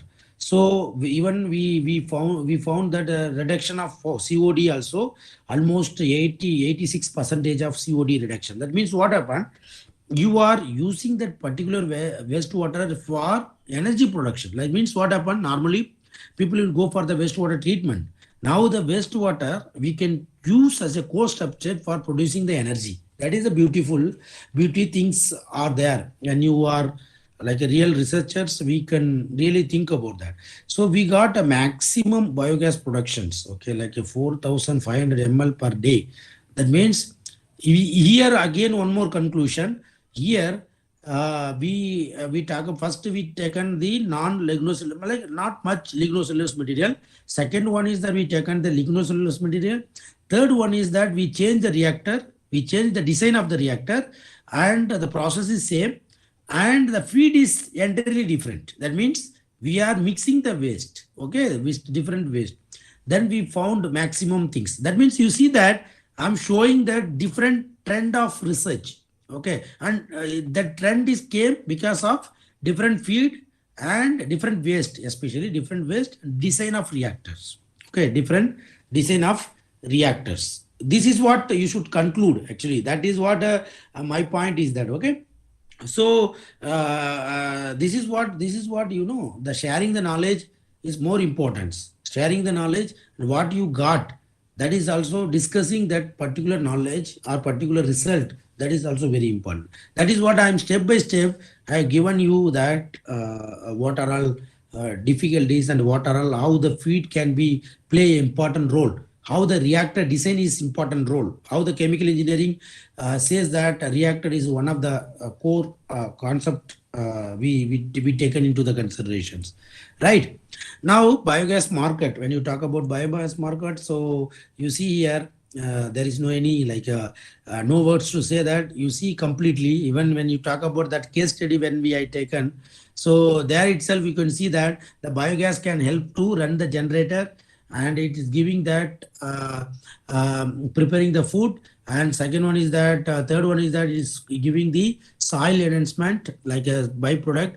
You see here a lot of biogas lamp, biogas cook stove, car, or we can say that bias, and this truck, these are all like going on. You see that website, if you go, people are using this one stop gases, okay?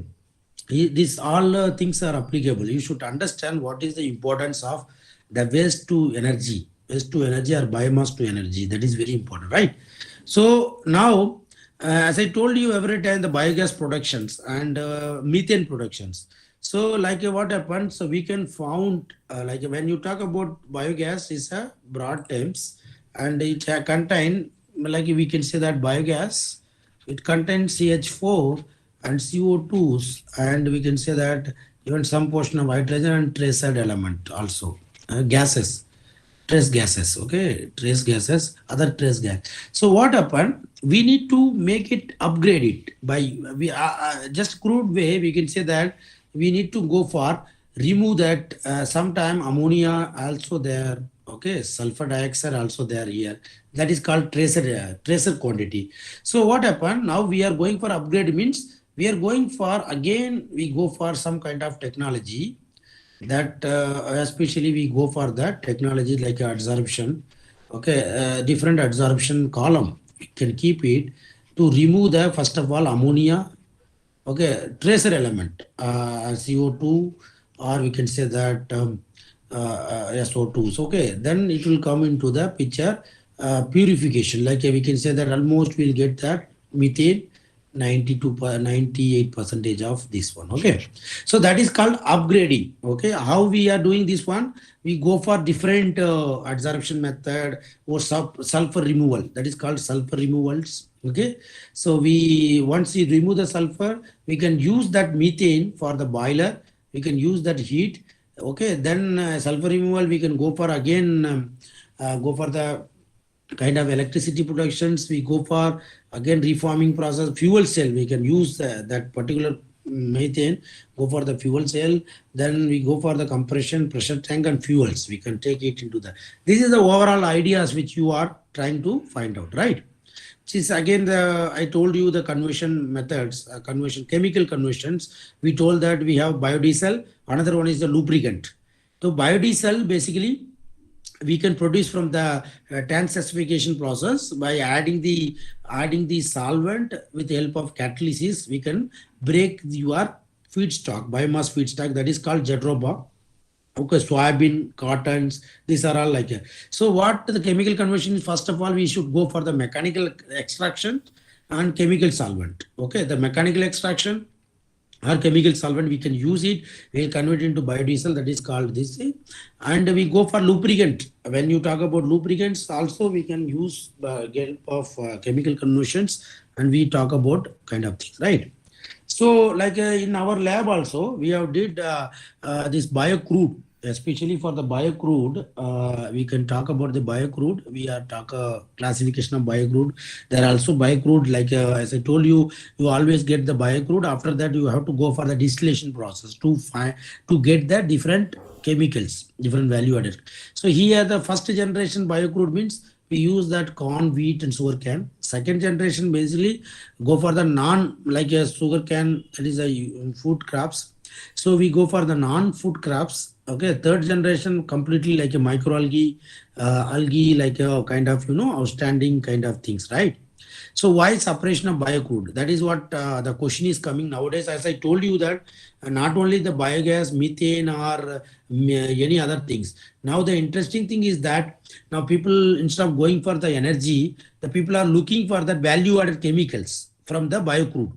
Because when you talk about economic point of view, the gas or methane gas, the cost wise, when you look at then scope of a particular gas, okay, it will be like there, but you need to find technology to purify that biogas into the methane, or you can say that some other gases to convert into liquid form. Say for example, you are getting the some gaseous product, you have to go for the liquefaction and other things. So you see here the cost involvement and technology involvement is like a more.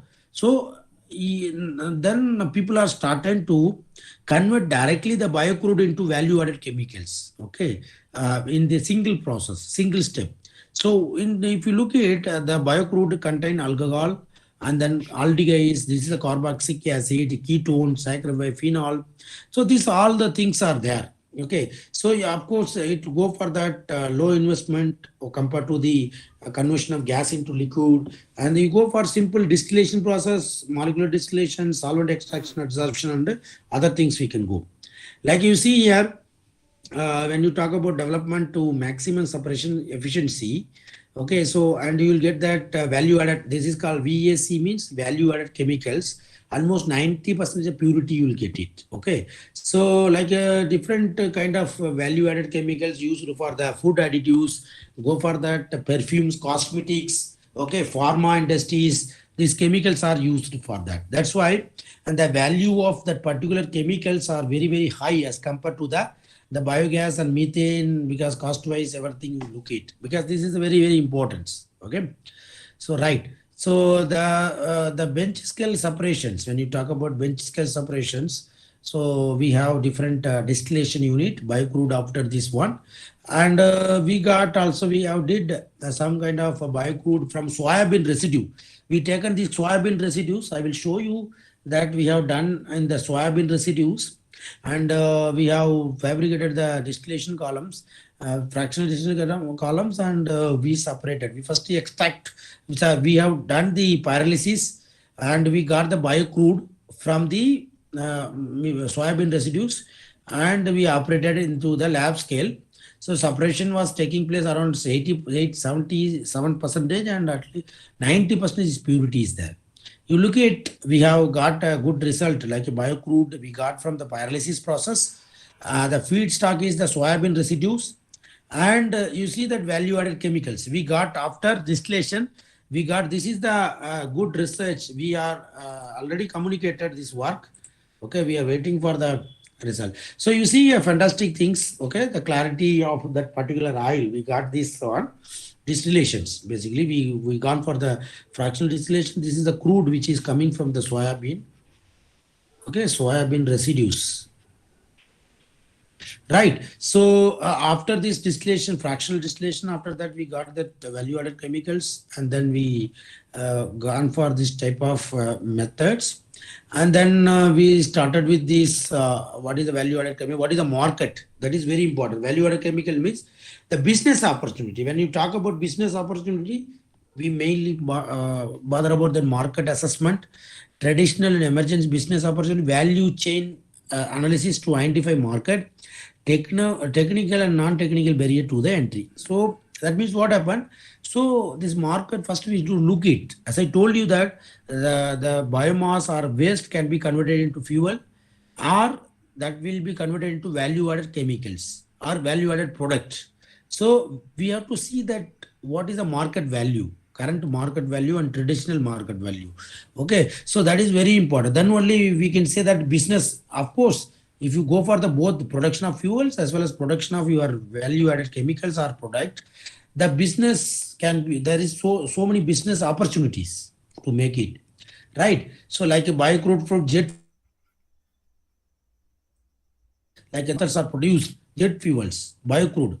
From biocrude, they are producing jet fuel, these fuels. Okay, so jet fuel is the one of the highest price, okay, as compared to petrol, diesel, oil, gasoline, etc. Okay, you look it nowadays. The trend is that they used kind of cyclohexane recycle. They used a simple batch reactor. Okay, batch reactors. They added hydrogens. Okay, hydrogens. So these are all their setup. So I put it that down to their reference. Actually, if you are interested, you go for the research. Like you can find out the interesting things, right? So this is a good research. Like you see the jet fuel they are producing from the waste or biomass. You look it, how beauty is that. So jet fuel is very costly, and they use the catalyst, different catalysts, and they use it. Like what are all challenges? What is the challenges is there in biocrude separation? One is the chemical complexity. Like we can say that sometime both the value added chemicals, particular chemicals are different. One chemicals and another chemical, there will be very miscible. Like we need to separate, it's very challenging. So we need to choose the solvent very efficiently, or we need to choose the solvent to find out, or we need to put our thermodynamics concept, thermodynamic like isotropic mixtures, and how we can separate it by help of your thermodynamics, like a liquid and one liquid to another liquid, one component to another component, by using the isotropic concept and other things. And the final product, okay, reuse, solvent reuse. Okay, once you use the solvent, okay, so you need to first of all regenerate, or we can say that to purify, particularly to remove the impurities from the solvent, use the solvent and reuse it. So maybe we can go for the economic point of view, right? So now the third aspect is that process design. Okay, so this is what last things, process design, how we can go for that. Why that process design is required? If you look at chemical process, okay, so you should understand what is the need of chemical process and the things. Okay, like when you look at chemical process, like we talk about the chemical process, like a transformation of raw material into the desirable product usually cannot be achieved in the single step. Yes, of course. Say for example, you want to produce, say for example, you want to produce the tablet, or you want to produce the particular chemical. Say for example, perforol you want to produce. So what happened? First, raw material will be mixed in one unit. After that, it go for the some other unit to make a conversions, and third unit it will be a separator, and fourth unit it will be a kind of the movement of particular separator to the another vessel. So like you see that particular desirable product, it cannot be achieved in the single step. It can be multiple. Like we can say that multiple step is required. Multiple step is required. That means process design is very important. So overall transformation is break into the number of steps that provide intermediate transformation. That is what I'm saying. Say for example, when you preparing the soap, simple example, we take up the soap. Okay, so first of all, what happened? Raw material will be mixed, and there is going to the kind of your reactor or some mixing vessel, then followed by the particular reactions or particular formulations. After formulations, you need to find out the purities, and you need to properly finish the product. So we required some other unit that is called intermediate transformations. Okay, so what happened in generally when you talk about process, the reaction is involved, separation involved, mixing is involved, heating is involved, and cooling, pressure changes, particle size reduction, enlargement. Okay, these all the things will be required. The chemical engineering is a branch of engineering concerned the design, construction, operational of machines and plant that perform chemically to solve the practical problem or make use of product. Okay, as I told you that chemical engineering concept is the unique approach. Okay, so it can involve design, it can involve construction, it can involve the best operation, and it also taking care about the societal responsibilities. Societal responsibilities also taking care about that, right? So that chemical engineering role, like we can say that the job title in the current market, first one is the process and process design engineering.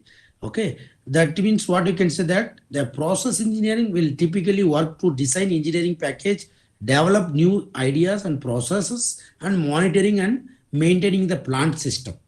Because process design engineering is not a simple task. It has the definition of The design engineering package developed new ideas and process and monitoring and maintaining the plant systems. Okay. Then we can say that fire and explosion engineering. Okay, chemical engineering role, what is in the current market? Fire and explosion engineering. Okay, when you talk about fire means the engineering will work to prevent, control, and mitigate the effect of fire and explosion for example, in the oil and gas industries. We don't know when the fire is getting means fire is happen, explosion sometime is taking place due to the kind of there will be a kind of the parameter is not maintained properly, right? So third one is the biochemical engineering. So that is something like the tackling of many of the world problems such as stem cell and therapy to cure illness, and biofuels, of course, made from algae to provide more sustainable sources, biochemicals, right? Then blast furnace supervisors, like we can say that mainly many of the industries, we have the furnace. Why the furnace is required?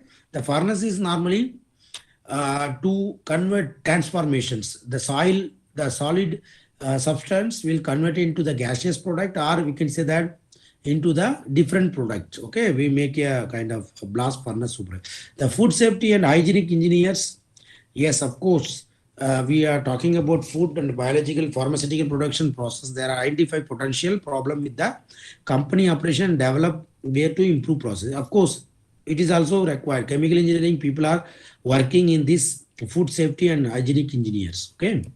Then for, of course, pharmaceutical engineering. So we'll normally develop the new product and process. Okay. So chemical engineering, research engineering, improve engineering. So involve innovative and consider improve overall efficiency of the process ultimately, right? Thermofluid engineering, of course, it has to understand the complexity, like we can say that the complex fluid biomechanics, mechanics and heat transfer energy studies. Okay, this is the design authorities. We talk about the design authority engineer also have the power to make a binding decisions. Okay, this all 9 we can say that 10 petroleum engineering, of course, to develop the different chemicals, gases to reservoir to make a kind of drilling and other things. Okay, it is also, so there is a kind of 10 things role, chemical engineering roles are there. The process engineering, if you look at the process engineering, will typically, you just check it, what is the process engineering different kind of tackling. Process engineer will typically work in the design engineering package to develop new idea, process, and monitoring and maintaining plant systems. Okay, this is what the definition of process engineer. They will work for the design engineering package, develop new idea, process, monitoring, and maintaining plant system. This is what you should say that. That means multitask. Process engineering is not a simple one, it's a multitask. So what we need? Okay, we need that different kind of energy balance. We required sizing, material selection, design specification, equipment selection, specification, process control, plant and layout. We required flow chart. We required troubleshoot problem, safety, process safety, sizing of control valve, and this all the things required for the process design engineering. Okay, right? So like a process flow chart and the size equipment is very important. This is the stage of engineering project. Okay, if you look at like a research, design requirement, feasibility study, conceptual, preliminary design, and detailed design engineering, construction, and commissioning. Okay, these all are like a 3-step, 4-step. What is the concept stage, capital project stage, operational stage, and decommissioning stages. Okay, these are all stages are required. And now design. Now design we are coming to. This is a very important design focus. Okay, in these studies we talk about the conception stage and its capitals, and then project stage. So I think 4 more slide is there. I will try to end up. Okay, participants. Okay, so like design is very important. It is coming under capital project stage. Like when you talk about process design is a design of process for the specific physically or chemical transformation of material. What is the step for the process design? Concept generation, screening, preliminary design, evaluation and improvement, prototyping, and final designs. Okay, so now the process designs, we take onion models. What is the onion models? Basically, When you talk about onion models, that means we talk about first the separation and the recycle stream and the heat exchange network, and then we go for utilities. Okay, so you talk about steps. Concept generation means screening, preliminary design, evaluation and improvement, and prototyping and final designs. Right now, say for example, there will be a process A plus B is giving the C plus D. Say for example, what is the onion models? It's very very important models, and in chemical engineering, it's very very accepted ideas in especially industrial scale. Accepted idea. You will talk about the reaction is taking place A plus B, a process A plus B and giving the C plus D. So you give that A is there and B is coming from this, and then you are getting the R, some kind of product, and your vessel is thinning. Okay, now you get it for the kind of process. Now you go for the C plus D, then again your separations, you require separations. Okay, say for example you required some network or separation process. Okay, so once you get the separation like a reaction, there will be a carry out the separations, and then you talk about this one, and then you talk about the C is getting into recycle, the C product, whatever you are getting the two product, you are getting the product, and then you are going for the kind of C is getting recycled, and again it's going to out, and D you are getting finally the product that is called desirable product, and C is your recycling. Again you are going for the that is also one of the product, but you are going for the recycling. That means what we are trying to see that you required first concept generation, screening, primary designs, evaluation and improvement, and prototype final designs actually you required. Right. So the utility is that heating and cooling, the utility is required. Basically you require heat exchanger, you required cooling tower, then you required, you can say that you required the mainly utility for kind of things. Okay. Now you go for process design document drawing. Okay, this is the three type of process design and drawing: flow diagram and process flow diagram, piping and instrumentation diagrams. So these are all three important process document. This is the kind of, for example, ethanol to jet fuels. You required black flow diagram, which shows that how this ethanol can be converted into jet fuel process, because the step by step.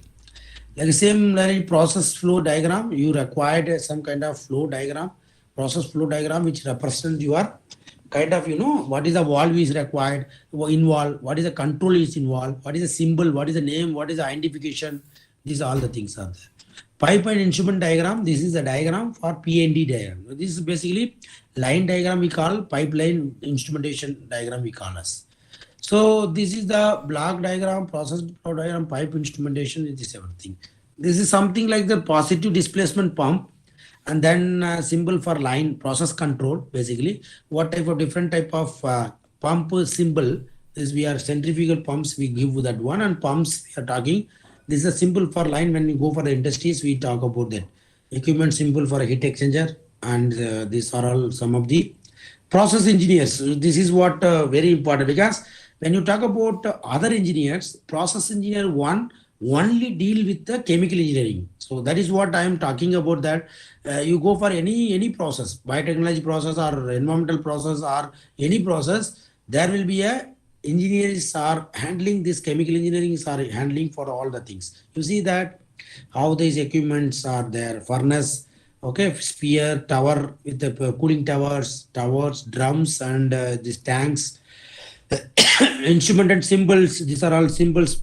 Control, process control, we have instrumentation, we have go for this one, translator, level, pressure level or temperature level, element, alarms. The simple for valve, okay, simple for valve. These are all gate valve, global valve, check valves. Then process piping and diagrams. This is just like a kind of read valve, different valve is there. Pneumatic valves. This is the process line, capillary tubings. This is the pneumatic lines. Okay, this is the electric lines. So I just giving you what is the kind of process. Kind of is a gate valve, temperature indicators. Okay, so temperature translators, control valve, and then translators. Okay, so this is the something like that you can find out. These are all process engineer can select based on their this one. This is something like that. You go for distillation unit. This is called fractional distillation unit, and you see that you are getting the gasoline, petrol, diesel. Okay, by help of this, all the process you are getting finally your petrol and diesels. Okay, you imagine that how much process are taking place, how much process equipments are involved for getting the 1 drops of petrol and kerosene or diesels, etc. Okay, so these are all like I'm just pointing you what is the control, how the control in the process in the industry sector people will use that one. Okay, so pump selection, of course, you know that Bernoulli's equations. So pump selection by help of Bernoulli's equation, you have to go for all the things. Just to give you the calculations, how the Bernoulli's theorem, pump selections we normally got flow rate and head and flow rate. We can do the maximums and kind of pressure, decreasing and pump curves. Okay, this may be kind of how we can critically make it things. Okay, so this is about the pump curve, pump efficiency, like we have developed means based on the equations. So this is what biochar, like we those who are interested in our lab, we are using this biochar. We are go for the fuel cell. We are going for the batteries. We go for the biochar, different biochars from different usage, and we go prepare the catalyst. Also, we can go for the things, right? Thank you so much. So this is about that. I hope Professor Gopi, it's fine. Yeah, sir. It is more It's informative and actually, yeah. yeah. So maybe I'll like keep it this one Yes. into. There is already a question in the chat room, sir, whether the gas obtained using this weather will have same composition regardless of different biomass. No, actually, it depends on. I told you that, like, see, the main thing is that when you want to produce the gas, or you want to make a different gases, methane gas or generally biogas, it's depend on several parameters. One is the raw material, the property of particular raw material, content of particular raw material, and then the proper design. What type of designs, like a conversion technology? What is the design? Process, what type of process it is taking place, and third one is that basically parameters, how parameter you are maintaining. Okay, so parameters also very important. A parameter to make a kind of things. These three aspect, the main production of fuels or gas will be vary actually. Okay, so that is my point. Okay, so it's not only the solution which we are giving this one. We are talking about like a common man. Like you see, I cannot expect the same kind of amount of gas. Say for example, when you use the grass, when you use the bamboo, or when you use that wood materials. Okay, any other wood materials. So that means your raw materials are the content of the raw materials are differ. So your fuels, of course, the percentage of your particular gas will be vary, right? Okay, thank you, sir. Thank you very much. So, participant, if you have any other questions in your mind, you can interact with us, sir. Otherwise, we can go for the vote of thanks.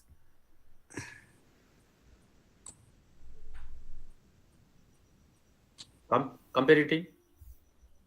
Go for the vote of thanks. The best teachers educate with their hearts, not just their minds.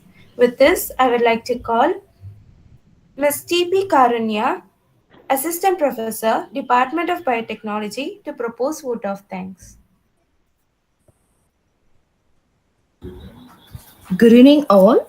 I, on the behalf of Department of Biotechnology and Chemical Engineering, extend a very hearty vote of thanks to our guest speaker, Dr. S. Suresh, Assistant Professor, Department of Chemical Engineering, MANIT, Bhopal, Madhya Pradesh, for gracing your important work and sharing with us your findings and opinions today, sir. I may like to express my sincere thanks to the faculty participants for showing keen interest in learning about the innovative trends in nanomaterial science and also about the process designing. I also wish to express my gratitude to all my colleagues for their immense support, and we all are eager to meet you all on the offline session. Thank you all. Okay, so thank you for nice vote of thanks.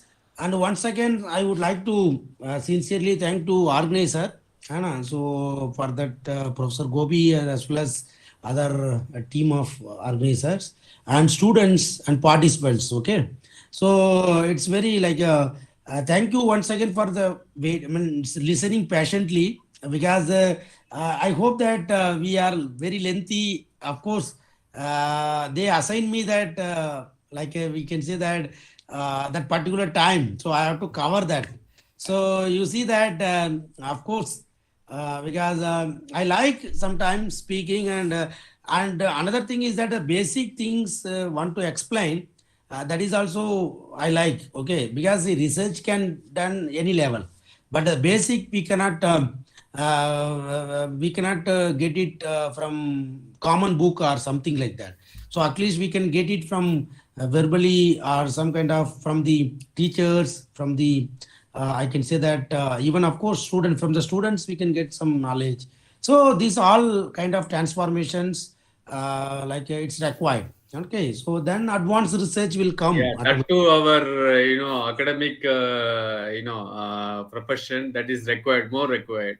Yeah, Yeah, thank you very much, Suresh sir, for thank you your so much, wonderful Gobi, time and for a wonderful yeah, session. yes, And I yeah, hope that I given some kind of insight information.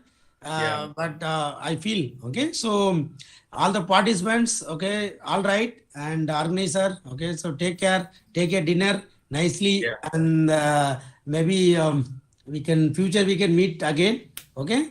Definitely, definitely. Okay. See you. Bye bye. Thank, Take care. thank you, Suresh sir. Bye. Bye. Bye. Bye. Yeah, participants, there was a two Google link was posted in the chat room. One is that the feedback link, another one is the your online test link. So you have to supposed to give you the your test within half an hour. So the link will be an active within half an hour only. So from 9:30 to 10 o'clock.